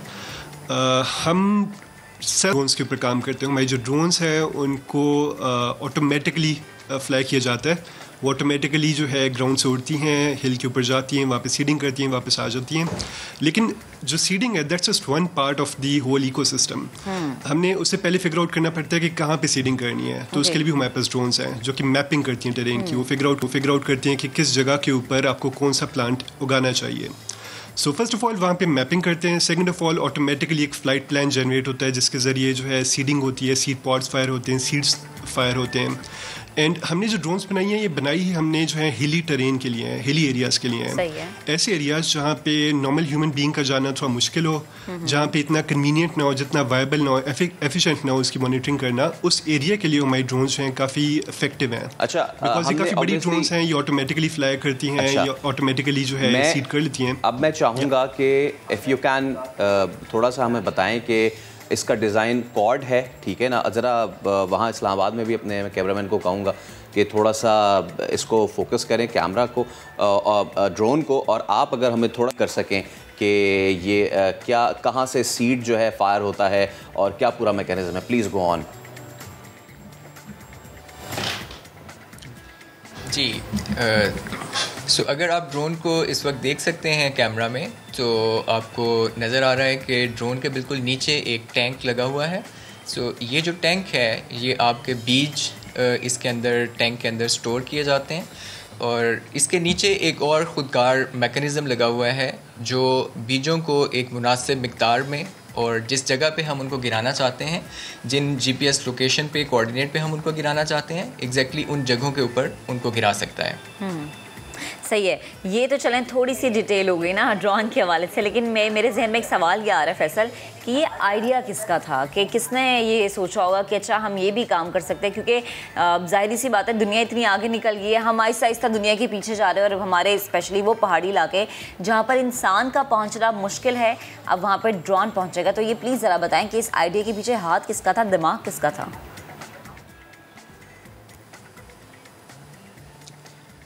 तो बेसिकली आइडिया के पीछे इस तरह से है कि हम लोग by profession aerospace and aeronautical engineers हैं, और हम ये देखते हैं कि पाकिस्तान में और पूरी दुनिया में इस वक्त जो क्लाइमेट चेंज है, जो माहौलियाती तब्दीली है, टेम्परेचर ऊपर जा रहा है, तो उसको काउंटर करने के लिए बहुत ज़्यादा दरख्त लगाने की ज़रूरत है और बहुत जल्दी लगाने की ज़रूरत है। और हम अपने प्रोफेशन में क्योंकि ऑलरेडी इन टेक्नोलॉजीज़ के ऊपर, ड्रोन्स के ऊपर काम करते हैं, तो हमने इस चीज़ को सोचा कि किस तरह से हम इसी ड्रोन टेक्नोलॉजी को इस्तेमाल कर सकते हैं for the greater good of the human beings, for the greater good of the planet. और वहाँ से ये आइडिया आया कि हम अपने ही ड्रोन के साथ एक ऐसा मैकेनिज़्म बना सकते हैं, एक ऐसा सिस्टम लगा सकते हैं जो ना सिर्फ बीज को गिरा सके उस जगह पे जहाँ पे हम गिराना चाहते हैं, और वहाँ की एक्सेस डायरेक्टली लोगों के जाने के लिए नहीं अवेलेबल। जिस तरह वज़ीर साहब ने भी बात की कि जो हिली एरियाज़ हैं और जो डेज़र्ट एरियाज़ हैं, और इसी तरह से पाकिस्तान में मैंग्रोव्स हैं। अगर हम सिंध के इलाके में चले जाएं तो ये कंप्लीट दलदली इलाका होता है, और इस इलाके में जाके दरख्त लगाना एक बहुत ही मुश्किल काम है। इन सारे चैलेंजेस को देखते हुए और ये फैक्ट देखते हुए कि पाकिस्तान इस वक्त जो दुनिया में सबसे ज़्यादा अफेक्टेड मुल्क हैं क्लाइमेट चेंज से, उनमें हमारा नंबर तकरीबन 5वां है। तो इस चीज़ को देखते हुए हमारे दिल में ये ख्याल आया कि हम इसको फाइट करने के लिए अपनी कोशिश करें। अच्छा, और उस कोशिश का नतीजा जो है वो आज हमारे सामने ज़बरदस्त। और वो लास्ट वाला सवाल ना, कराची वाला, हाँ ये एक चीज़ है कि यार हमने कराची को इतना ज़्यादा कंक्रीट का जंगल बना दिया है, सारे दरख्त काट दिए, लोग कचरा फेंक रहे हैं यहाँ पे। तो एक काम करें, क्यों ना मैं आपको दावत देता हूँ, आप आएँ, ये ड्रोन लेकर आएँ। लोग एक तरफ कचरा फेंक रहे हैं, आप एक तरफ बीज फेंक दें यार, ड्रोन से कुछ ना कुछ तो उग जाएगा ना हमारे शहर में। मैंग्रोव्स की आपने ऑब्वियसली बात की है, तो यानी कि यहाँ पे भी ये काम किया जा सकता है। जी बिल्कुल, thank you very much for the invitation. ज़रूर हम ये काम करना चाहेंगे कि सिंध में और स्पेशली कराची में जहाँ पे बहुत ज़्यादा ज़रूरत है, हम इसको एक कंक्रीट का जंगल जिस तरह आपने फरमाया, तो उसकी बजाय हम इसको दरख्तों का जंगल बनाने में अपनी सी कोशिश ज़रूर करेंगे। सही, ठीक, बेहद शुक्रिया। हमारे दोनों, अगर मैं ये ऐसे इंजीनियर्स जो कि पाकिस्तान को आगे ले जाने के लिए कोशिश है, वो हमारे साथ मौजूद थे, बात कर रहे थे, आप दोनों का बेहद शुक्रिया।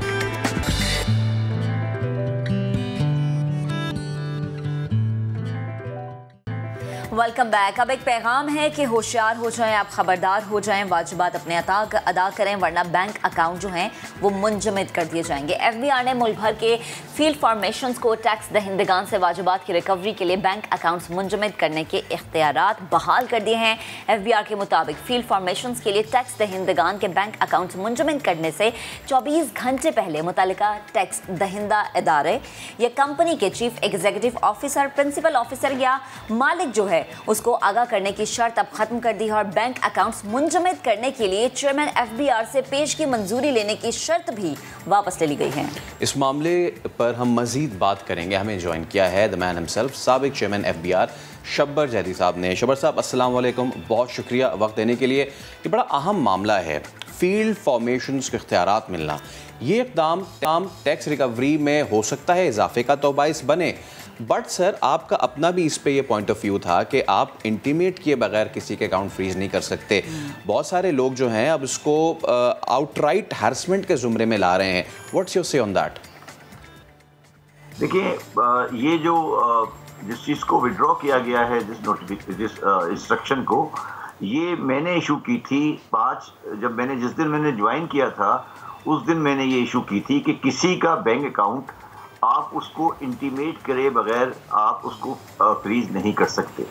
और ये मैंने उस वक्त भी कहा था कि ये मसला कानून का नहीं है, ये मसला कल्चर, तहजीब और भरोसे का है कि आप एक आदमी का बैंक अकाउंट फ्रीज कर रहे हैं जो कि उसका एसेट है, तो कम से कम आपको ये इखलाकी जिम्मेदारी है कि आप उस आदमी को ये बताएं कि जनाब आपकी ये डिमांड खड़ी है और हम अगले 24 घंटे में आपका अकाउंट फ्रीज कर देंगे, आप इसका हमें पेमेंट कर दें। और तो ये मैंने 2019 में शुरू किया था और शायद पाकिस्तान में टैक्स कल्चर को बेहतर करने की इससे बेहतर कोई कदम नहीं पहले उठाया गया ना उठाया जा सकेगा। ये एक निहायत ही वाज़ेह चीज़ थी और ये मैंने पहले दिन किया था जिस दिन मैंने जाकर FBI चेयरमैन ज्वाइन किया था। मैं बड़े अफसोस के साथ कहना चाहता हूँ कि पाकिस्तानी माशरा और पाकिस्तानी लोग तहजीब, कल्चर, अखलाकियात और उन चीज़ों से दूर होते जा रहे हैं और वो ये समझते हैं कि आप किसी को दबाव के तहत, किसी को प्रेशर के तहत आप इसको ये कर लेंगे। मैं इसमें एक और बात बताना चाहता हूँ, जब मैं चेयरमैन FBR था तो मैंने तकरीबन इस इंस्ट्रक्शन के इशू होने के तकरीबन 8 महीने तक मैं चेयरमैन FBR रहा और आप यकीन माने कि मुझे एक भी इंटीमेशन किसी ने नहीं दी कि हम बैंक अकाउंट फ्रीज करना चाहते। जो लोग हजरात ये कहते हैं कि इससे टैक्स कलेक्शन बढ़ जाएगी, उनसे ये पूछा जाए कि जो 2019 से 2021 तक क्या कोई टैक्स कलेक्शन नहीं हुई। ये बात दुनिया में कोई भी माशरा कानून पे नहीं चलता, वो चलता है अपने अक़दार पर, वो चलता है अपनी तहजीब पर, वो चलता है अपने कल्चर पर, वो अब चलता है एक दूसरे के ट्रस्ट पर। पाकिस्तान में हर किस्म का कानून मौजूद है, मगर अगर दरमियान में ट्रस्ट डेफिसिट है, भरोसे का फ़र्क है, तो ये मेरा अभी उसके बाद इन्होंने 11 तारीख को ही मेरी इंस्ट्रक्शन विड्रॉ की।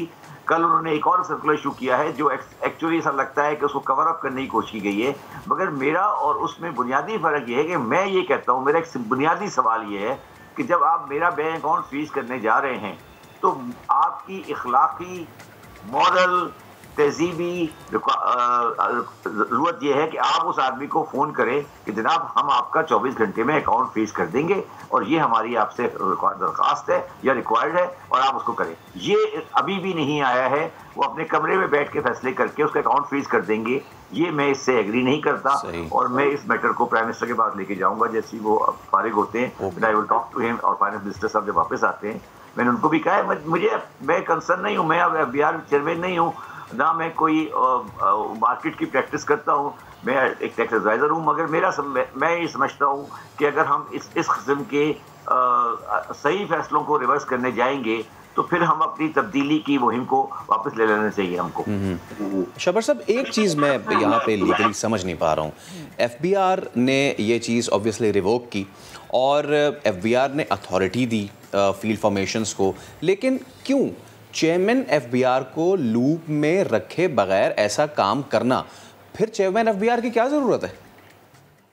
मसला चेयरमैन FBR का नहीं है, लेकिन चेयरमैन FBR तो नहीं, मैं कहता हूँ आप कमिश्नर को पावर दे दें, मगर आप लोग थोड़ी बात को समझ नहीं रहे। मैंने ये कहा था कि अगर मेरा अकाउंट फ्रीज हो रहा है तो मुझे 24 घंटे पहले बताया जाए। इशू ये था बेसिकली, आज भी इशू ये है। मैं ये कहता हूँ कि अगर आप किसी बड़ी कंपनी का, कोको कोला का, लीवर ब्रदर का पैकेजेस का अकाउंट फ्रीज कर रहे हैं तो उसके MD को चीफ कमिश्नर साहब, देखिए एक आदमी, एक कंपनी की रेपुटेशन होती है, एक कंपनी का एक माशरे में स्टेटस होता है, एक आदमी का स्टेटस होता है। ये समझना चाहिए कि आप मैं कोई इनकम टैक्स की क्या हैसियत देता हूँ, मेरा एक माशरे में स्टेटस है। मेरा जब बैंक अकाउंट फ्रीज होगा, आप मुझे बताएं, आप बैठे हैं, आपकी छोटी सी टैक्स लायबिलिटी होगी, कल को अगर आपके माशरे पता लगे कि आपका बैंक अकाउंट फ्रीज हो गया टैक्स लायबिलिटी में, तो आपकी माशरे में क्या इज्जत रह जाती है? ठीक है, तो ये एक इखलाकी मसला है, ये इनको समझ नहीं आ रही है। ये चीज समझना चाहिए कि मैं क्या कह रहा हूँ, मेरी बात को ये कौन करेगा कौन नहीं करेगा ये बेकार की बातें हैं। बात ये है कि क्या आप उस आदमी को बताएंगे कि मेरा, देखिए किसी भी अच्छी कंपनी का बैंक अकाउंट फ्रीज होना उसके लिए एक बेइज्जती की बात है। तो आप कम से कम उसके चीफ, मैंने उसके नोटिफिकेशन में ये लिखा था कि आप उसके चीफ एग्जीक्यूटिव को मौका दे, फोन करके बताएंगे चीफ कमिश्नर साहब कि सर हम आपका बैंक अकाउंट फ्रीज करने जा रहे हैं, आप बता दें कि आपका क्या इरादा है, और फिर उसके बाद 24 घंटे बाद आप कर दें। अब मैं ये नहीं कह रहा कि आप नहीं करें, मगर ये जो आपने, ये जो मैंने जो अपना आज मैं ये समझता हूँ कि मैं FBR के चेयरमैन सिर्फ अपनी सेहत की वजह से छोड़कर आया, मैं आज समझता हूँ कि मैंने वो फैसला सही किया था। क्योंकि अगर इस माशरे का ये रवैया है तो फिर मेरा जैसा इंसान वहां बैठ के क्या करता। बिल्कुल।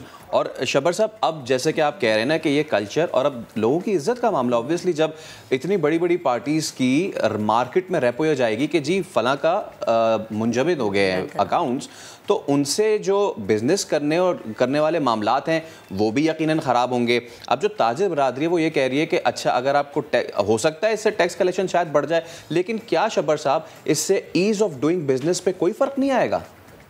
वही तो नहीं, मैं तो ईज ऑफ डूइंग बिजनेस की बात कर रहा हूँ। मैं तो देखिए मुझे ये बताइए कि जब ये 3 साल तक ये मेरा दिया हुआ कानून मौजूद था तो क्या उससे कलेक्शन में कोई कमी आई?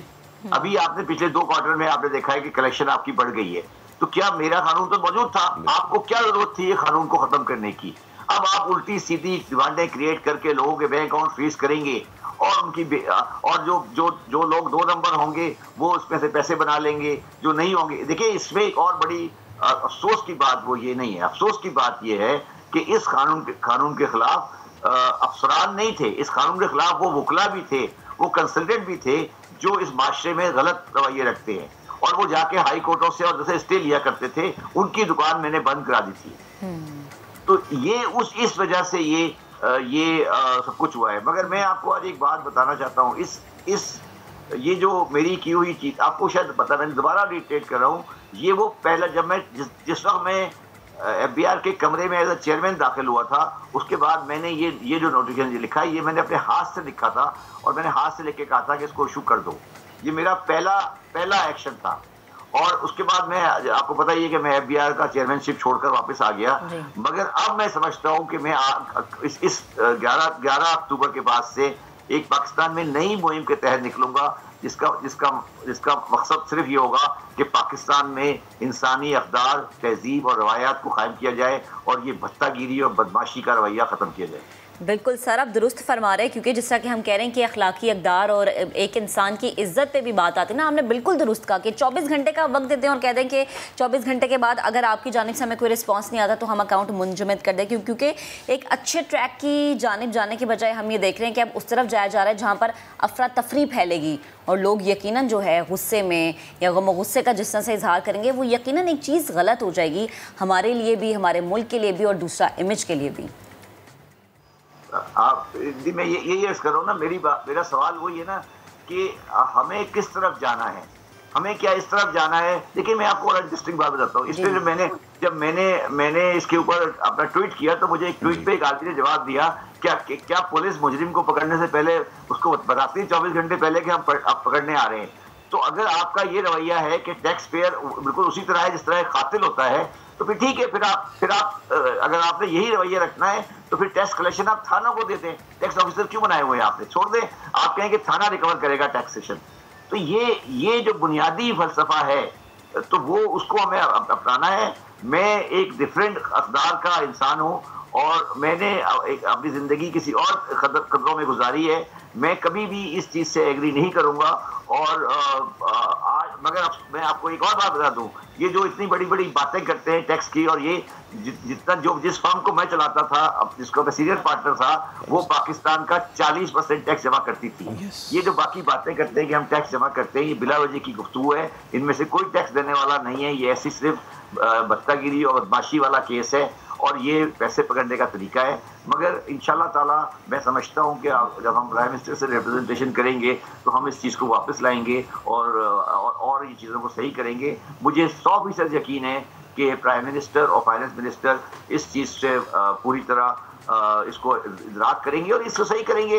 देखिए कोई इतनी बड़ी बात नहीं है, ये कोई बहुत बड़ा इसमें कोई लकून ये नहीं है कि कोई बहुत बड़ा कन्फ्रंटेशन आ गया है। सवाल ये है कि हमें तहजीब और रवायत, तहजीब और अक़दार की तरफ आगे बढ़ना है या थानेदारी की तरफ आगे बढ़ना है। सवाल सिर्फ ये, इससे ज़्यादा कोई सवाल नहीं है। ये कोई कानूनी मसला नहीं है।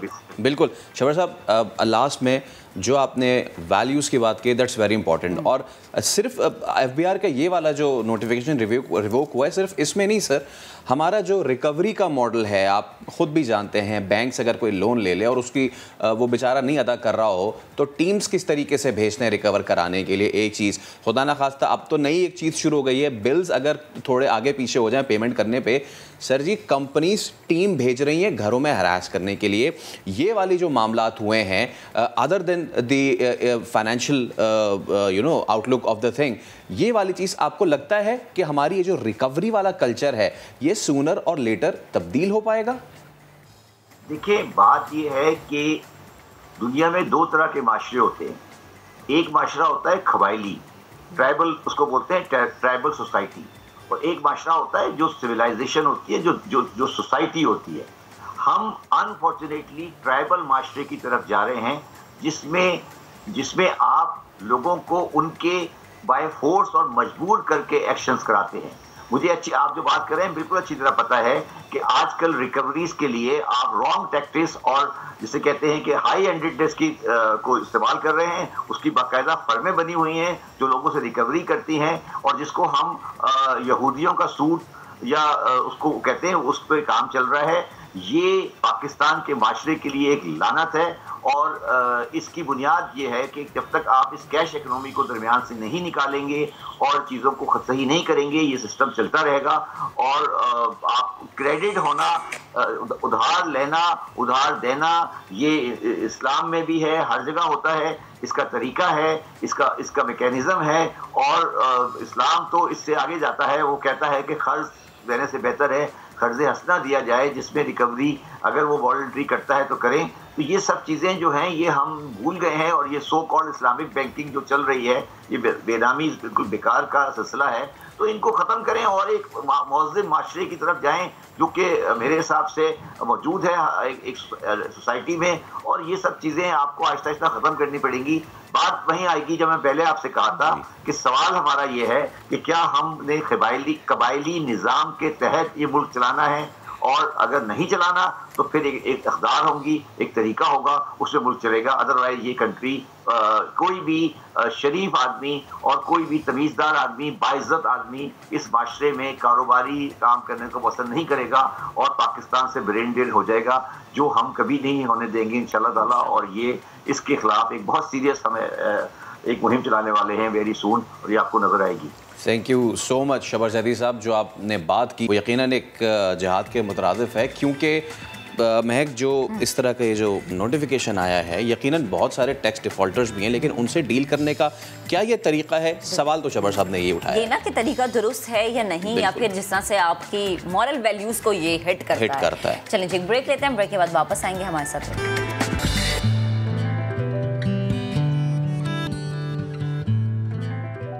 Welcome back. औलिया कराम की सरजमीन मुल्तान लिए चलते हैं। वैसे तो मुल्तान का सोन हलवा भी बड़ा मशहूर है, लेकिन एक और चीज़ है जो मशहूर हो गई है। अब वहाँ पे एक ऐसी चीज़ मशहूर हो रही है कि जिसको आप कहते हैं रोबोट। और ये रोबोट तैयार किया है मुल्तान के शहरी सैयद उसामा अजीज़ ने, और वो भी 3D प्रिंटर की मदद से।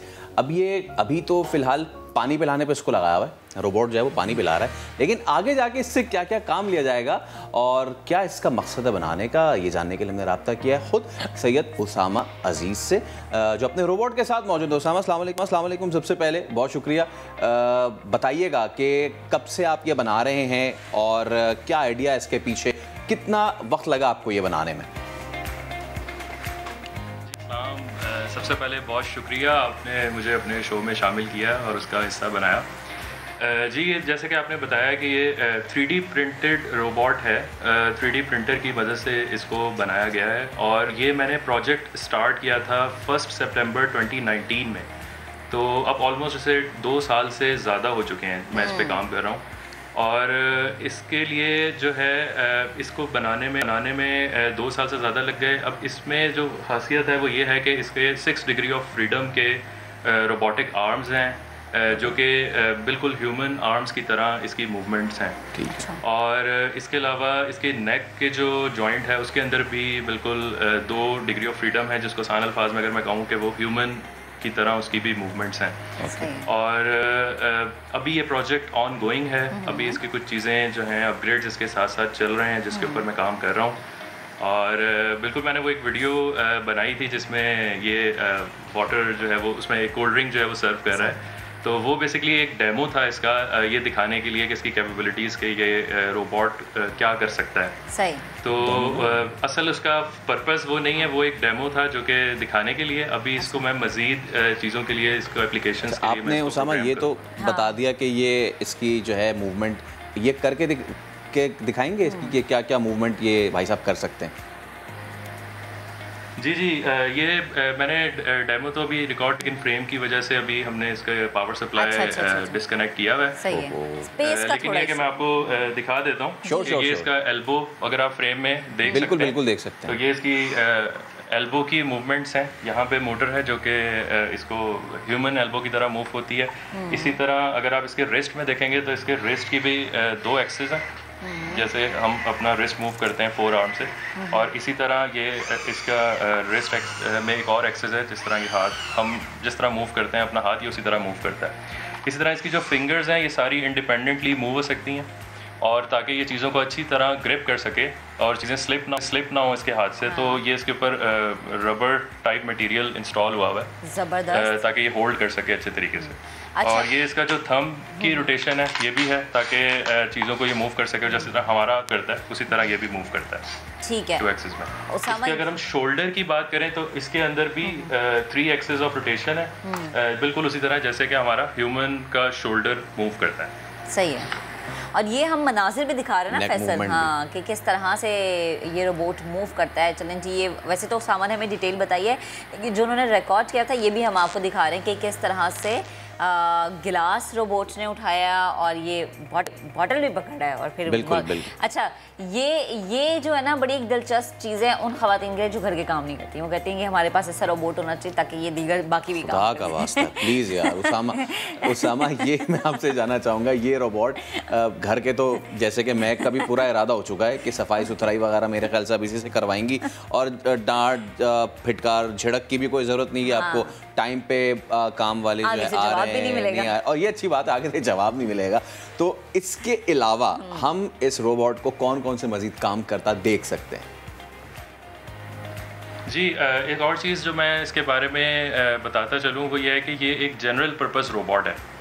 जनरल पर्पस से मुराद यही है कि हम इसको किसी भी एप्लीकेशन के लिए प्रोग्राम कर सकते हैं। जैसे कि वो डेमो की अभी हमने बात की, आपने देखा भी कि वो पानी या जो भी कोल्ड ड्रिंक है उसको वो ग्लास में डाल रहा है और वो आपके सामने पेश कर रहा है। इसी तरह ये तो एक डेमो एग्जाम्पल थी। इसका जो पर्पस है, इसके बनाने का जो मकसद है वो इससे बहुत बड़ा है। अच्छा। उसमें बहुत सारी चीज़ें आ जाती हैं। मेडिकल फील्ड है जिसमें रोबोटिक्स में बहुत ज़्यादा काम हो रहा है, और इस तरह के रोबोट्स वहाँ पर बहुत कारआमद साबित हो सकते हैं। इसी तरह हमारे पास जो इंडोर कमर्शियल स्पेसेस हैं जिसमें होटल्स आ जाते हैं, रेस्टोरेंट्स हैं, ऑफिसेज हैं, बैंक्स हैं, शॉपिंग मॉल्स हैं, इवन इन सब जगहों पर, इवन जो हमारे पास फर्स्ट वर्ल्ड कंट्रीज़ हैं जैसे अमेरिका है, हमारे पास जापान है, वहाँ पर तो रोबोट्स काम कर रहे हैं इस तरह की इंडोर स्पेसेस पे। तो यहाँ पर एक पाकिस्तान में और इस जगह पर एक ये गैप था जो मुझे नज़र आया, तो मैंने सोचा कि हम एक हार्डवेयर रोबोटिक्स के ऊपर मैं काम करूँ और इसको यहाँ पर किया जाए। सही है। तो इसको कितने दिन में तैयार किया गया और लागत खर्चा कितना लगा? खर्चा कितना आया इस पे? जी, इसको ऊपर जैसे मैंने बताया कि मैंने 1 सितंबर 2019 से इसको बनाना शुरू किया था, और मैंने एक फिंगर जॉइंट से इसको बनाना शुरू किया था। सबसे पहले बिल्कुल उंगली का एक इसका जॉइंट बनाया था मैंने, और वहाँ से होते होते फिर रिस्ट, फिर एल्बो, फिर शोल्डर, फिर दूसरा हाथ, और फिर अब ये बॉडी की फॉर्म में, और अभी ऑन गोइंग है। अच्छा, इसके अंदर जो एक्सपेंस है वो मैंने उस वक्त जो एस्टिमेटेड कॉस्ट इसकी बनाई थी वो थी राउंड अबाउट 15 लाख, और उसमें 3D प्रिंटर और उसके फिलामेंट्स और उसके जो मटेरियल आता है प्लास्टिक का, फिर इसकी जो मोटर्स हैं, एक्चुएटर्स हैं, इसके सेंसर्स हैं, इन सारी चीज़ों की एक कंबाइंड कॉस्ट मिलाकर जो था वो राउंड अबाउट 15 लाख था। तो अभी ये ऑन गोइंग है। ऑलमोस्ट 10 लाख रुपीज़ तक इसके ऊपर एक्सपेंसेस आ चुके हैं विद इन 2 ईयर्स, और उम्मीद है कि ये जो मेरी एस्टिमेशन है उसके अंदर अंदर ये प्रोजेक्ट कंप्लीट हो जाएगा। ओके उसामा, रोबोटिक्स जो है that's taking over the world. हम देखते हैं कि पूरी दुनिया में ख़ासतौर पे बच्चे जो हैं वो बड़े इसमें इंटरेस्ट ले रहे हैं, from gaming to serving a drink in the restaurant to doing the other things. Even अब तो एज अ वॉर वेपन जो है वो रोबोटिक्स का बड़ा अहम किरदार है। हमने अभी हाल ही में एक रोबोट डॉग भी देखा है जो कि मुख्तलिफ बैटल फील्ड्स में उसका काम ये होता है कि वो जो सुरंग होती है, बारूदी सुरंग, उसको डिटेक्ट करे। तो पाकिस्तान में रोबोटिक्स का क्या फ्यूचर देखते हैं? हमारे बच्चे इसकी तरफ उनकी कितनी इंक्लिनेशन है? हमारे स्टूडेंट्स जो हैं वो उसको कितना पढ़ना चाहते हैं? और ख़ास तौर पे हमारे कितने इंस्टीट्यूट्स हैं, कितनी यूनिवर्सिटीज़ हैं जो robotics as a course offer करती हैं? जी बिल्कुल, जैसे आपने कहा है कि मिलिट्री के ऊपर, मिलिट्री रोबोटिक्स में भी बहुत रिसर्च हो रही है और आर्मी के लिए या मिलिट्री के लिए जो रोबोट्स हैं उनकी बड़ी अहमियत है और पूरे दुनिया में इस पे काम हो रहा है, शुरू हो गया, इवन रशिया में, अमेरिका में। अच्छा, एक और चीज़ जो आपने कहा कि बच्चों के हवाले से कि उनमें जो इंटरेस्ट है रोबोटिक्स का, वो बिल्कुल आपने सही बात की, क्योंकि ये बड़ा ज़रूरी भी है। क्योंकि मैं समझता हूँ कि एक ऐसी चीज़ है कि अगर इसके ज़रिए स्टूडेंट्स, बच्चे, यंग जो टैलेंट है पाकिस्तान का, वो अगर इस तरफ राग़िब होता है कि हम भी रोबोट बनाएं, मेरे इस प्रोजेक्ट से ही इंस्पायर होकर अगर बहुत से लोग आ जाते हैं कि हम भी रोबोटिक्स में जाएं, इस तरह की चीज़ें बनाएं, साइंस और ऑटोमेशन के ऊपर काम करें, तो मैं समझता हूँ कि ये पाकिस्तान के लिए बहुत अच्छा स्टेप होगा। एक अच्छी डायरेक्शन मिल जाएगी हमारे यंगस्टर्स को कि किस तरफ उन्होंने सोचना है। अच्छा, एक पॉइंट और सिर्फ मैं छोटा सा ही बताऊंगा कि इसमें ये 3D प्रिंट होने से फ़ायदा क्या है कि ये इसी से लिंक्ड है पॉइंट। इसका फ़ायदा ये है कि अब क्योंकि 3D प्रिंटेड है और इसकी सारी डिज़ाइन, इसको डिज़ाइन मैंने खुद किया है सारा, तो उसकी फ़ाइल्स मैंने सिर्फ रिलीज़ करनी है और जिसके पास भी 3D प्रिंटर है वो इसको रिक्रिएट कर सकता है, रेप्लिकेट कर सकता है। तो इस तरह ये जो यंगस्टर्स जो बच्चे हैं वो इससे बहुत फ़ायदा उठा सकते हैं। बड़ा अच्छा है कि हमारी यंग जनरेशन माशाल्लाह ऐसे काम कर रही है, हमारा नाम रोशन करिए। बेहद शुक्रिया उसामा, आप हमारे साथ मौजूद थे, गुफ्तगू कर रहे थे। तो ये देखें, इस तरह के होते हैं पढ़े लिखे और इस तरह के होते हैं वो नौजवान जिन्होंने घरों में रह के बिना बड़ा कुछ कर लिया होता है। फैसलाबाद की एक टैलेंटेड गुलकारा हैं जिन्होंने इंतहाई महारत से और इंतहाई कम उम्र में ना सिर्फ पाकिस्तान बल्कि भारत में भी अपनी आवाज़ का जादू जगाया। हम बात कर रहे हैं फैसलाबाद की फरीहा अकरम की, जिन्हें 4 बरस की उम्र से ही गायकी का शौक है। और फरीहा का अब तक का सफ़र कैसा रहा है और कहाँ कहाँ गा चुकी हैं और किस किस के सामने परफॉर्म किया, क्या क्या दाद मिली है उन्हें, हमारे नुमाइंदा उस्मान सिद्दीक़ ने उनसे खुसूसी गुफ्तगू की। गुफ्तगू आपको दिखाते हैं। नहीं, 2 नहीं, 8 जुबानों में गुलकारी का एजाज, क्या सिंधी, क्या सराइकी, क्या पश्तो, क्या कश्मीरी, जिस जुबान में गाया कमाल कर दिया। 2010 में इंडिया के सबसे बड़े म्यूजिकल प्रोग्राम छोटे उस्ताद की सबसे छोटी गुलकारा, जिनकी उस वक्त की परफॉर्मेंस ने इंडिया और पाकिस्तान के लोगों को अपनी आवाज़ के शहर में जकड़ लिया था, जो उस वक्त तो छोटी सी थी मगर अब बड़ी हो चुकी हैं। 2010 में जिन्हें इंडिया के सबसे बड़े सिंगर ने प्लेबैक सिंगिंग की ऑफर की। हमारे साथ मौजूद हैं फरीहा अकरम। फरीहा जिस वक्त इंडिया गई थी उस वक्त बिल्कुल छोटी सी थी, कितना अरसा वहाँ पे गुजारा, कैसी परफॉर्मेंस रही थी, और ये भी बता दें आपको सिंगिंग का शौक कब से पड़ा? मैं 4 साल की थी जब से मैंने सिंगिंग स्टार्ट की थी। बाबा सिंगर थे, बाबा गाते थे, तो बाबा को देख देख के घर में मतलब प्रैक्टिस करते देखना, तो फिर ये शौक़ पड़ा मुझे भी सिंगिंग का, तो मैंने सिंगिंग स्टार्ट कर दी और बाबा ने भी फुल सपोर्ट की मुझे शुरू से ही और सिखाना शुरू किया। बेसिकली जो मेरी म्यूज़िक की तालीम है वो बाबा ने दी है। फिर मेरे उस्ताद जी हैं इजाज़ तोक्तल खान साहब, क्लासिकल मैंने उनसे सीखा है 10 साल पूरे, तो ऐसे मेरी मतलब सिंगिंग की ज़िंदगी स्टार्ट हुई।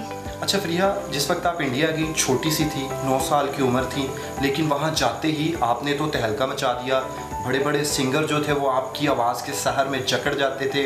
राहत फ़तेह अली खां वहाँ पे मौजूद थे, इंडिया के बड़े बड़े सिंगर थे, हत्ता कि आपको तो इंडिया में प्लेबैक सिंगिंग की ऑफ़र भी होगी। पहले तो ये बता दें कि वो क्यों नहीं एक्सेप्ट की। दूसरा, पाकिस्तान से कितने लोग आपके साथ वहाँ पे गए थे, कितना अरसा आपने वहाँ पे स्टे किया? वहाँ पे हम लोग 10 बच्चे पाकिस्तान से गए थे उस कंपटीशन के लिए और वहाँ पे बहुत अच्छा रिस्पांस मिला था। सोनू सर ने मुझे प्लेबैक सिंगिंग की ऑफ़र की थी। उन्होंने कहा था कि आपकी जो वॉइस है ना वो प्लेबैक सिंगर वाली है और इधर रुको, मैं आपकी ट्रेनिंग करता हूँ। उन्होंने ट्रेनिंग की ऑफ़र भी मुझे दी थी कि मैं आपको बनाऊँगा प्लेबैक सिंगर, लेकिन हम लोगों का कॉन्ट्रैक्ट था वहाँ पर शोज़ की वजह से। तो वहाँ पर वैसे तो काफ़ी मतलब सर थे, शानदार ने भी मुझे कहा था कि आपकी आवाज़ बहुत अच्छी है, कुनाल गांजा वाला, सभी मौसीकार आनंद जी उन्होंने भी कहा था, लेकिन बस वो कॉन्टैक्ट की वजह से हम लोग शो पे गए थे तो वो बस शो करने की वजह से वापस आ गए।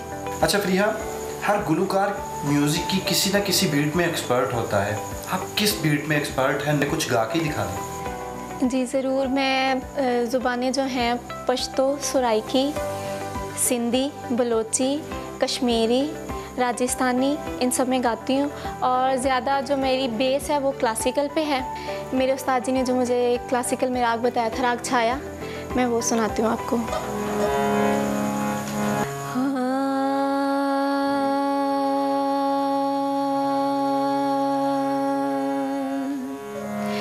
झनन झनन झन झन नन नन बाजे बिछुआ बाजे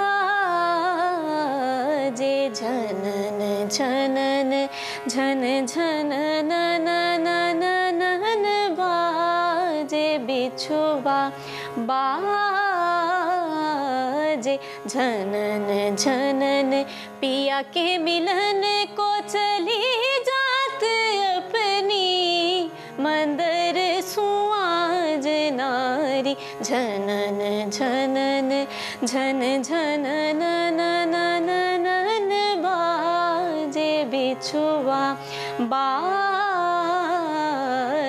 झनन झनन झन झन नन बाजे बिछुआ। अच्छा फरीहा, आप सराइकी में भी गा लेती हैं, कुछ हमें सराइकी में गा के सुनाएं। बड़ी मीठी सी ज़ुबान है सराइकी। जी बिल्कुल। तो वो मीठेपन का तड़का थोड़ा सा लगाएं और हमें सुनाएं सराइकी में। मैं आपको अपना एक सराइकी सॉन्ग सुनाती हूँ। ये खिज़र हयात जी ने लिखा है।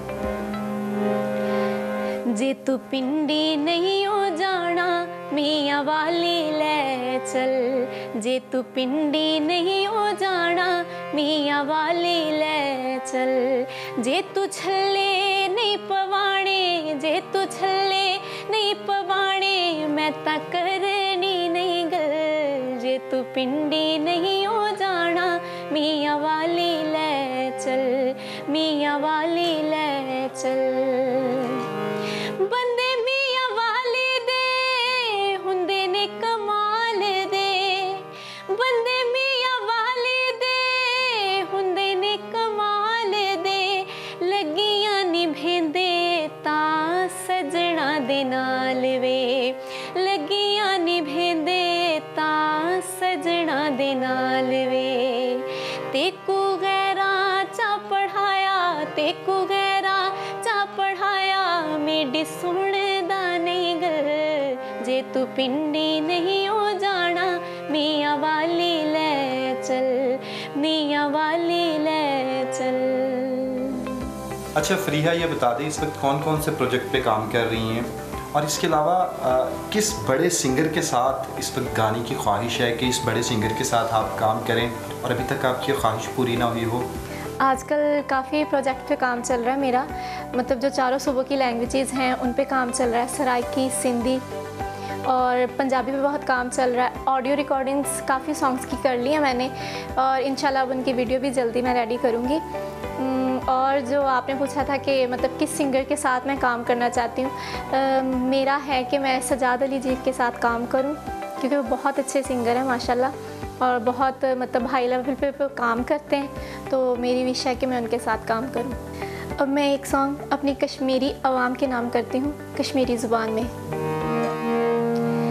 मन्ने दी मौज विच हसना खेडना, मन्ने दी मौज विच हसना खेडना, दिल की रखना कम्मे कन्ने, मैं ना पर किसे दी मंदा नहीं बोलना, चने दी चांदनी चन्ने कन्ने, मन्ने दी मौज विच हसना।